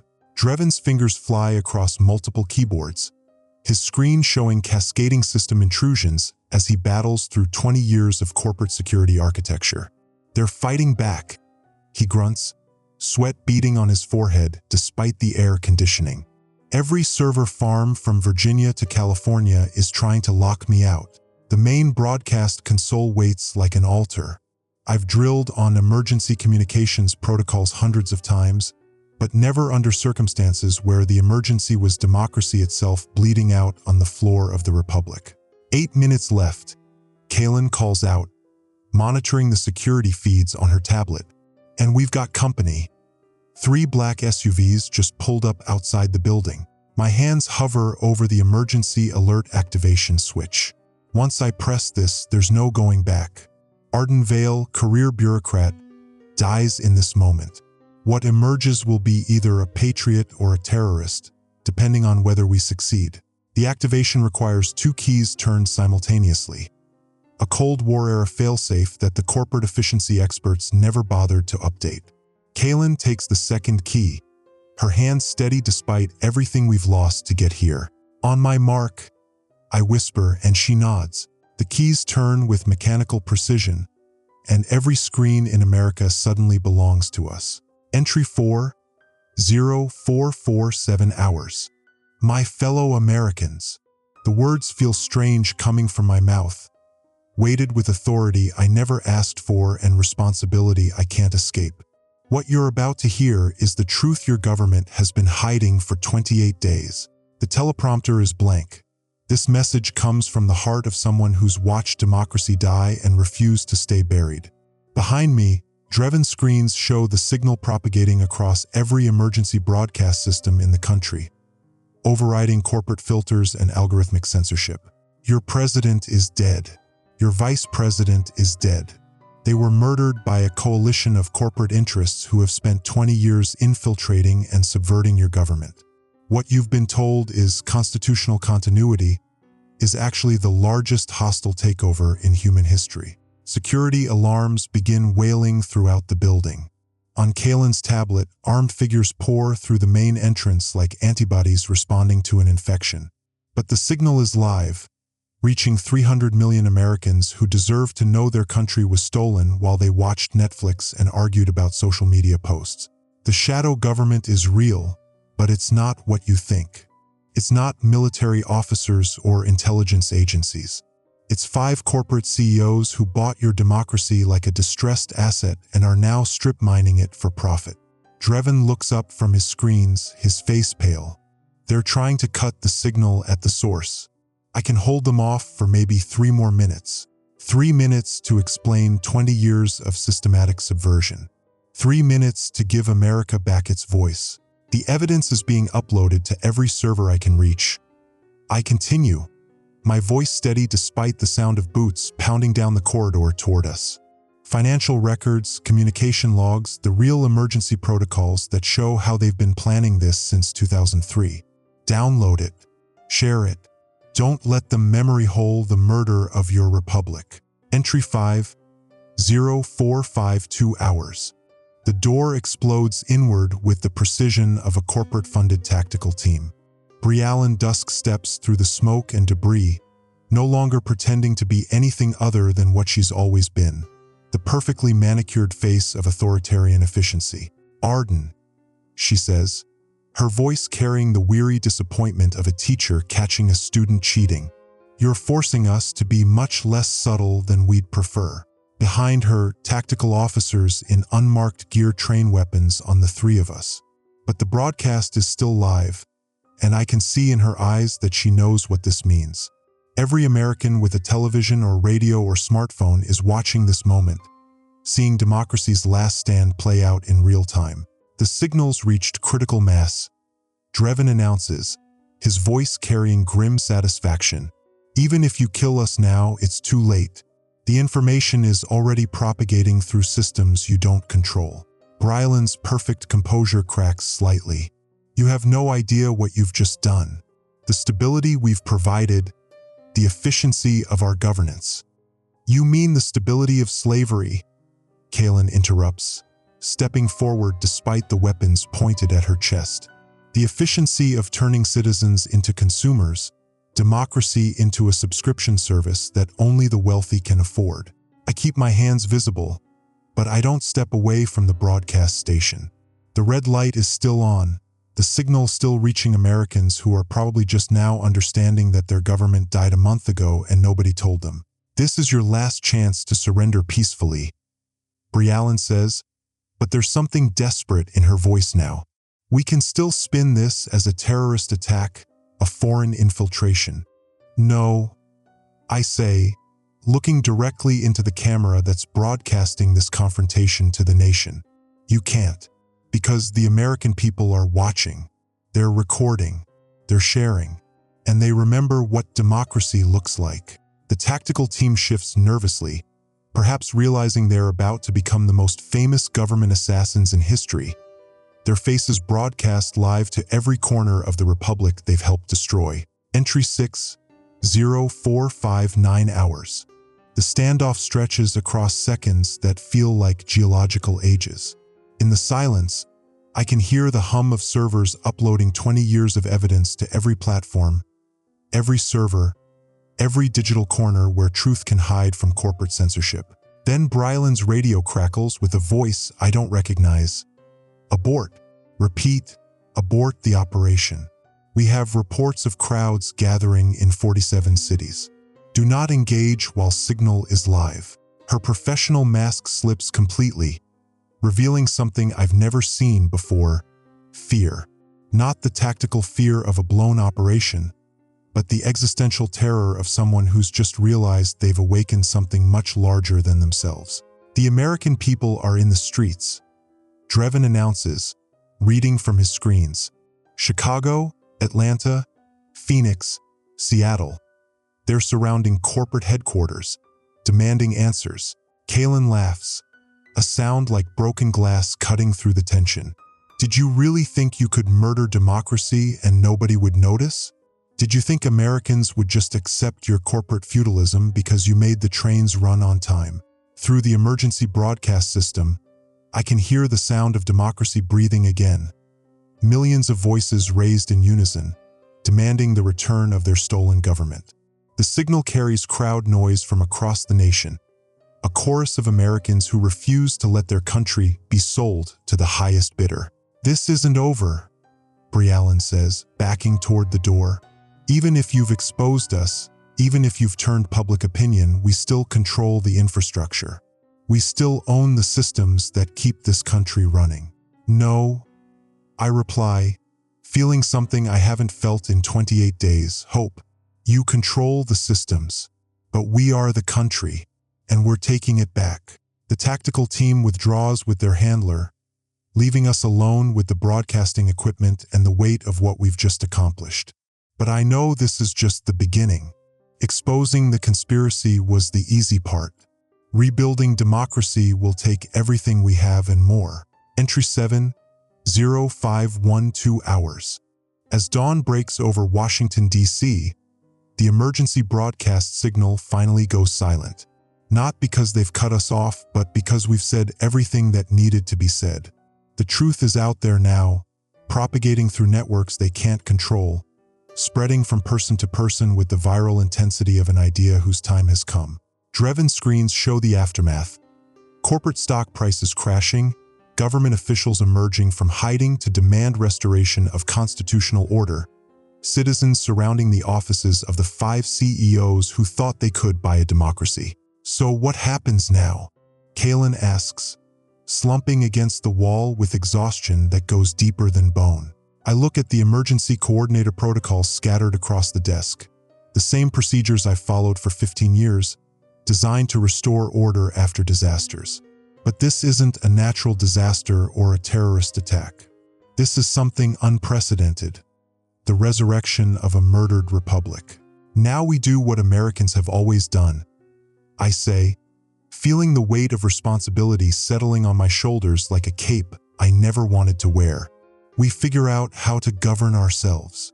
Outside, I can hear the sound of democracy stirring to life.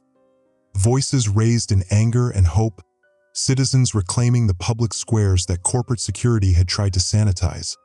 Americans remembering that their government belongs to them, not to the shareholders who tried to steal it. The Constitution is more than a document.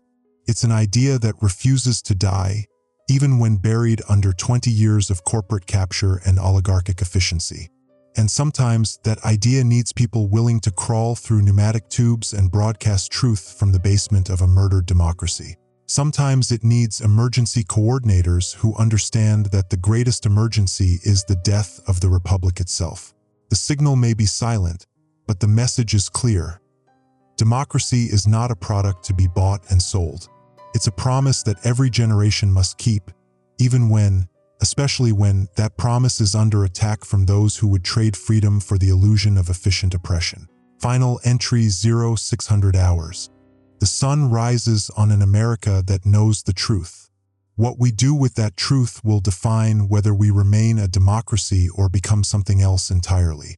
But for the first time in 28 days, the choice belongs to the people. And that's how it should be. Emergency Oversight Committee Report, Day 183. Arden Vale, Director of Democratic Resilience Initiative. Entry 1, Constitutional Recovery Assessment. 6 months after the broadcast that America now calls Democracy's Dawn, I sit in an office that didn't exist before corporate oligarchy tried to murder our republic. The Democratic Resilience Initiative occupies 3 floors of what used to be a K Street lobbying firm. A fitting irony that the building where democracy was sold is now where we're learning to protect it. My reflection in the window shows someone I barely recognize. The career bureaucrat who knew emergency protocols by heart has been replaced by something harder, more vigilant. The woman who crawled through pneumatic tubes to save the Constitution now wears the permanent expression of someone who knows how easily freedom dies when good people look away. The morning briefing sits open on my desk. Corporate Infiltration Assessment, quarterly review. Even after everything, even after the arrests and the trials and the constitutional amendments, new attempts at capture emerge like digital weeds. Different companies, subtler approaches, but the same fundamental threat: the belief that democracy is inefficient, that citizens are consumers, that government should be run like a business optimized for quarterly profits rather than generational flourishing. Through my window, I can see the new memorial they erected where the old Federal Triangle used to be. Black granite etched with the names of everyone who died during the shadow government period. Not just the president and vice president, but the journalists who asked too many questions, the civil servants who refused to cooperate, the citizens who shared the wrong information online. Democracy's price, carved in stone for every future generation to remember. My phone buzzes with a text from Sarah, my ex-wife. Emma's recital is Thursday at 7. Please try to be there. 6 months of rebuilding a republic, and I'm still learning how to rebuild a family. Some things, once broken by the weight of necessary choices, heal slowly or not at all. Entry 2, the Survivors Network. The weekly coordination call connects me with the other 3 people who survived that night in the emergency broadcast center. Our faces appear on screen from 4 different time zones, bound together by the secret knowledge of what democracy looks like when it's dying and what it takes to resurrect it. Kaylin calls in from Portland, where she's running a new media literacy program designed to help citizens identify corporate propaganda before it metastasizes into policy. Her background shows the newsroom of the independent journalism collective she founded with a MacArthur grant, one of dozens of institutions that emerged from the ashes of corporate media consolidation. The deepfake detection rates are improving, she reports, her voice carrying the same intensity that once made her the youngest communications director in White House history. But we're seeing new techniques emerging every month. They're getting better at manufacturing consent in real time. Drevin appears from Silicon Valley, where he leads the new Algorithmic Transparency Commission, a government body with the authority to audit any technology platform that reaches more than 10 million Americans. His office walls are covered with code printouts and network diagrams that look like abstract art but represent the digital nervous system of modern democracy. We caught 3 more influence operations this week, he says, running his hands through hair that's gone gray in the 6 months since our underground resistance days. 2 corporate, 1 foreign state actor. They're using AI to generate entire fake grassroots movements, complete with fabricated local leaders and synthetic public meetings. The 4th screen shows Bryland's face from the Federal Witness Protection Facility, where she spent the last 6 months testifying against her former corporate handlers. The woman who once embodied the banality of authoritarianism now looks smaller, more human, carrying the weight of someone who chose redemption over loyalty to a system she helped build. The Sinclair Group is trying a new approach, she reports, her voice careful and clinical. Instead of infiltrating existing government systems, they're funding efficiency initiatives at the state level. Private companies offering to streamline tax collection, voter registration, emergency services. Same goal, different vector. I nod, making notes on the threat assessment matrix that's become my daily prayer book. Any indication they're coordinating with the other oligarchy remnants? Not yet, but remember, they played the long game for 20 years before. They're not going away just because we exposed them once. Entry 3, Constitutional Amendments Committee.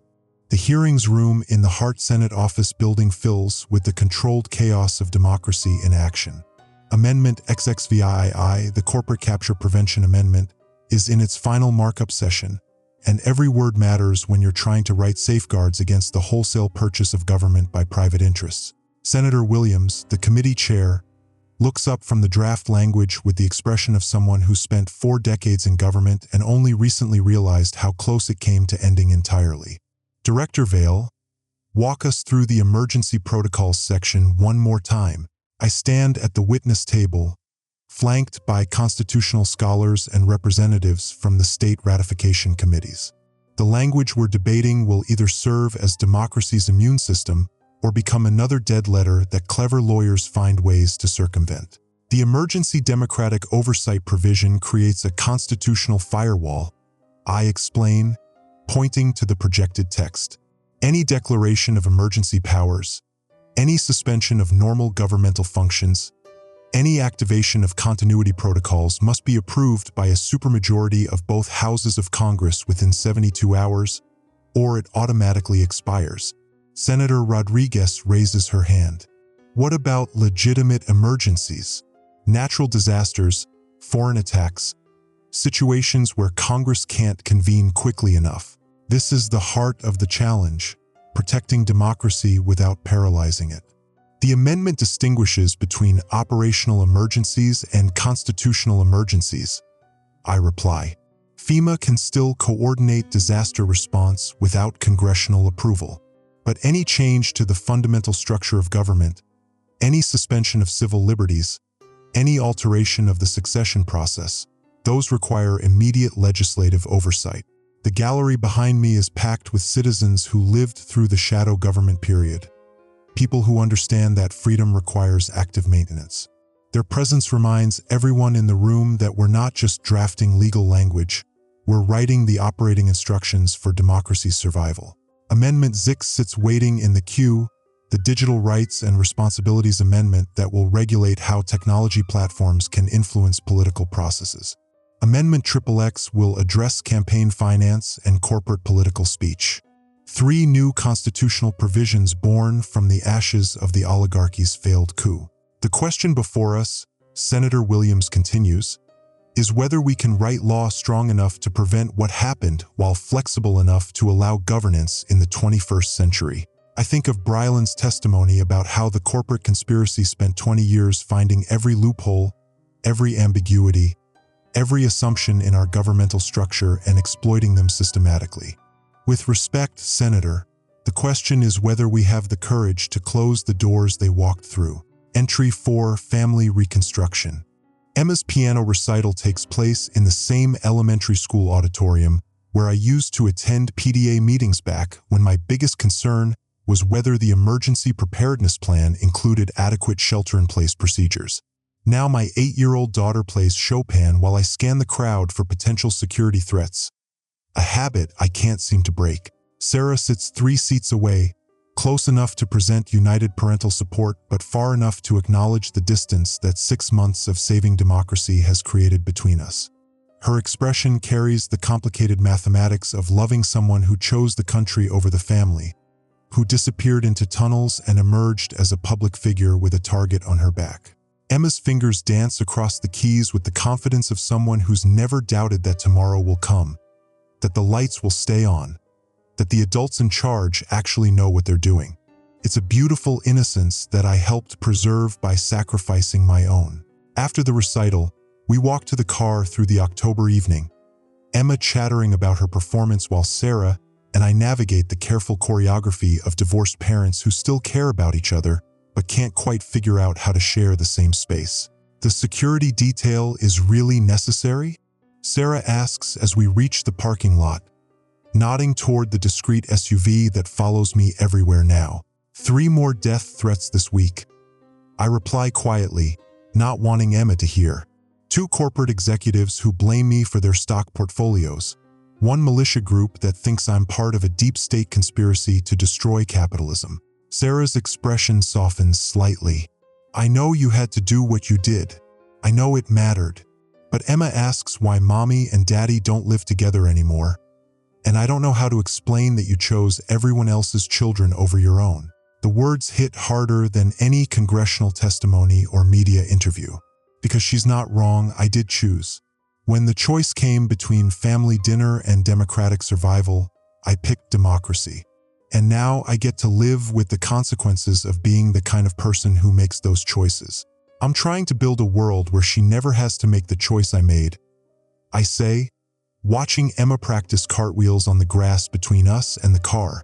I know, Sarah replies, but you can't protect everyone. And trying to might cost you the people you most want to protect.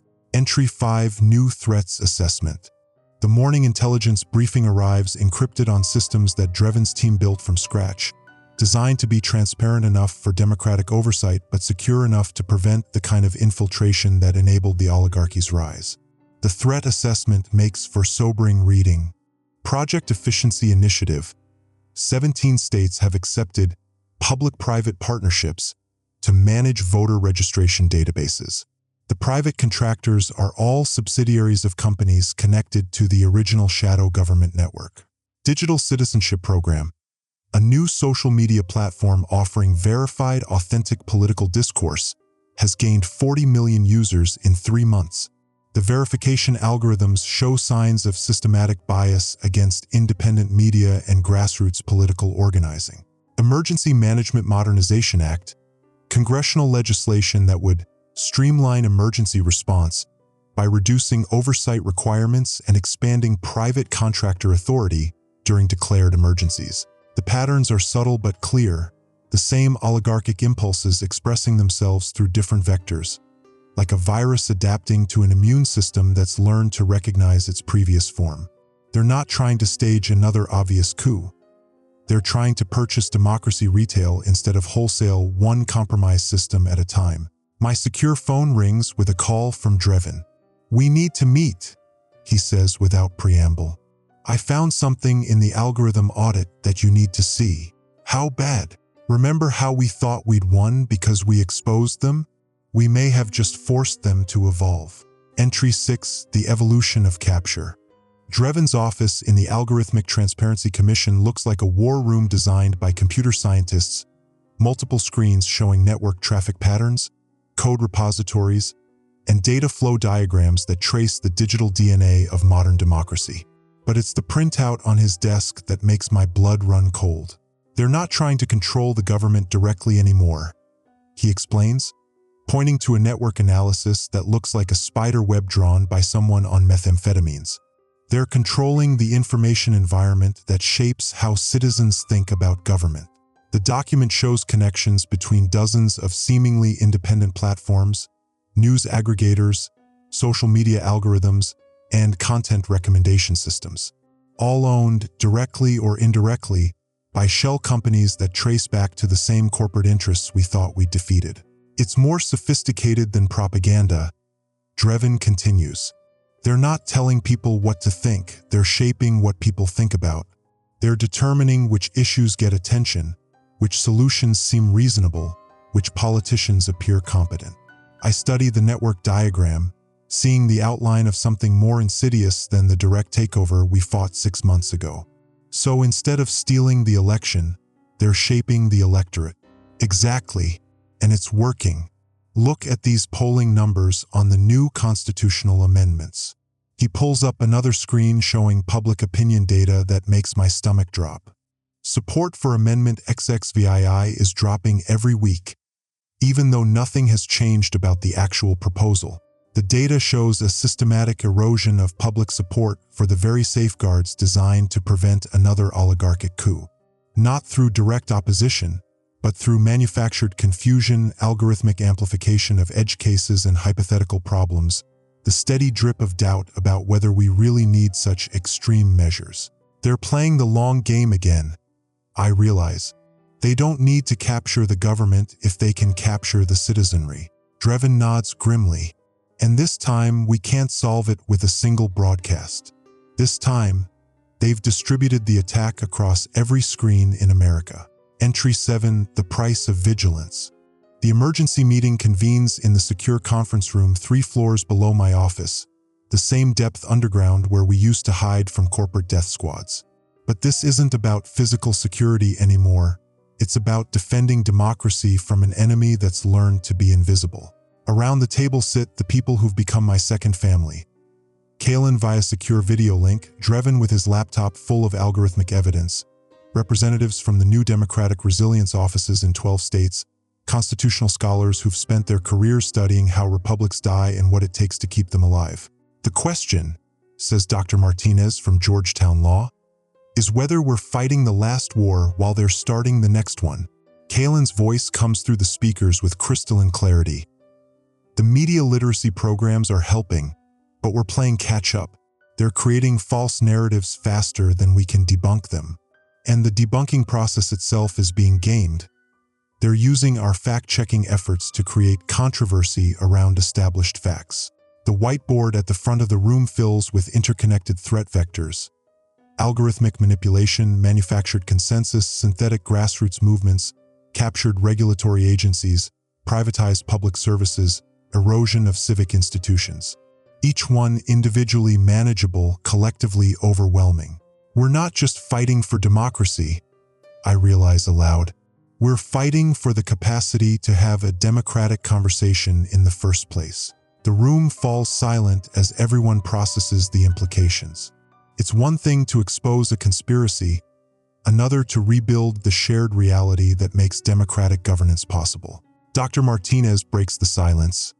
In every historical case where democracy successfully defended itself against capture, it required not just institutional reforms but cultural renewal. Citizens had to remember not just what democracy was, but why it mattered. So how do we do that? Asks the representative from Michigan. How do we compete with algorithms designed by the smartest engineers in the world, funded by the richest people in history, optimized for maximum psychological impact? I look around the table at the faces of people who've dedicated their lives to preserving something most Americans take for granted until it's gone. The same way we've always done it. One conversation at a time. One citizen at a time. One choice at a time. Entry 8, Personal Recalibration.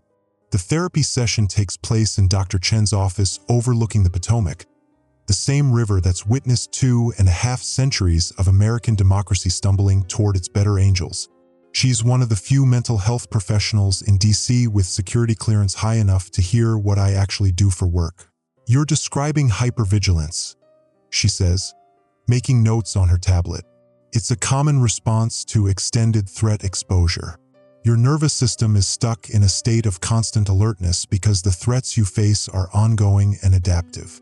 I shift in the chair that's supposed to be comfortable but feels like another place where I might need to defend democracy at a moment's notice. The threats are real. The oligarchy isn't gone, it's evolved.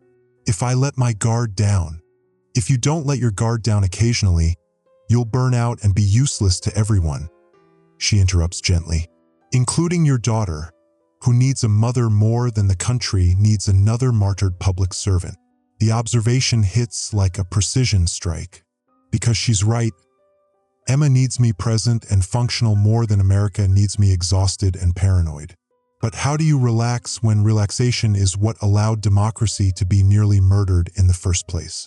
The democracy you're protecting, Dr. Chun continues, is it worth preserving if it requires its defenders to sacrifice their humanity? It's the kind of question that would have seemed academic 6 months ago and now feels like the most practical inquiry in the world. What good is saving democracy if the process turns us into the kind of people who can't enjoy the freedoms we're fighting to preserve? I keep thinking about something Bri Allen said during one of her debriefings. I admit, she said the oligarchy succeeded because they understood that most people just want to live their lives.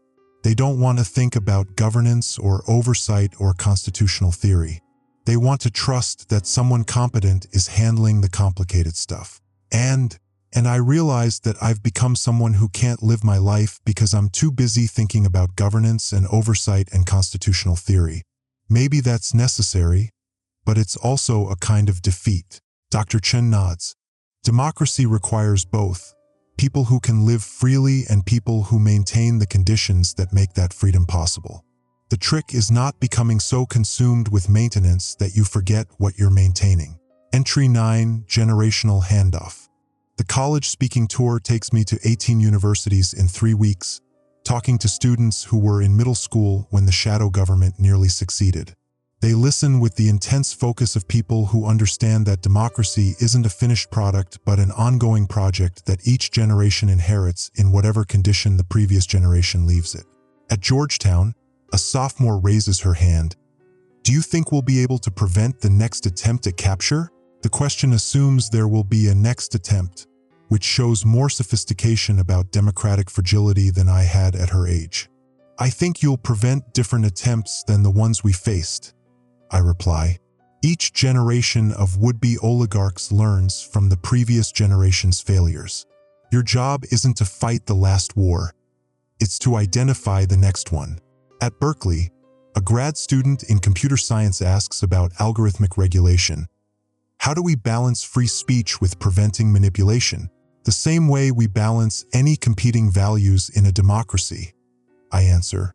Through ongoing negotiation, constant vigilance, and the acceptance that there are no permanent solutions, only temporary balances that have to be maintained through active citizenship. At Howard, a law student asks the hardest question: what if we fail? What if the next attempt succeeds? I look out at auditorium full of young faces.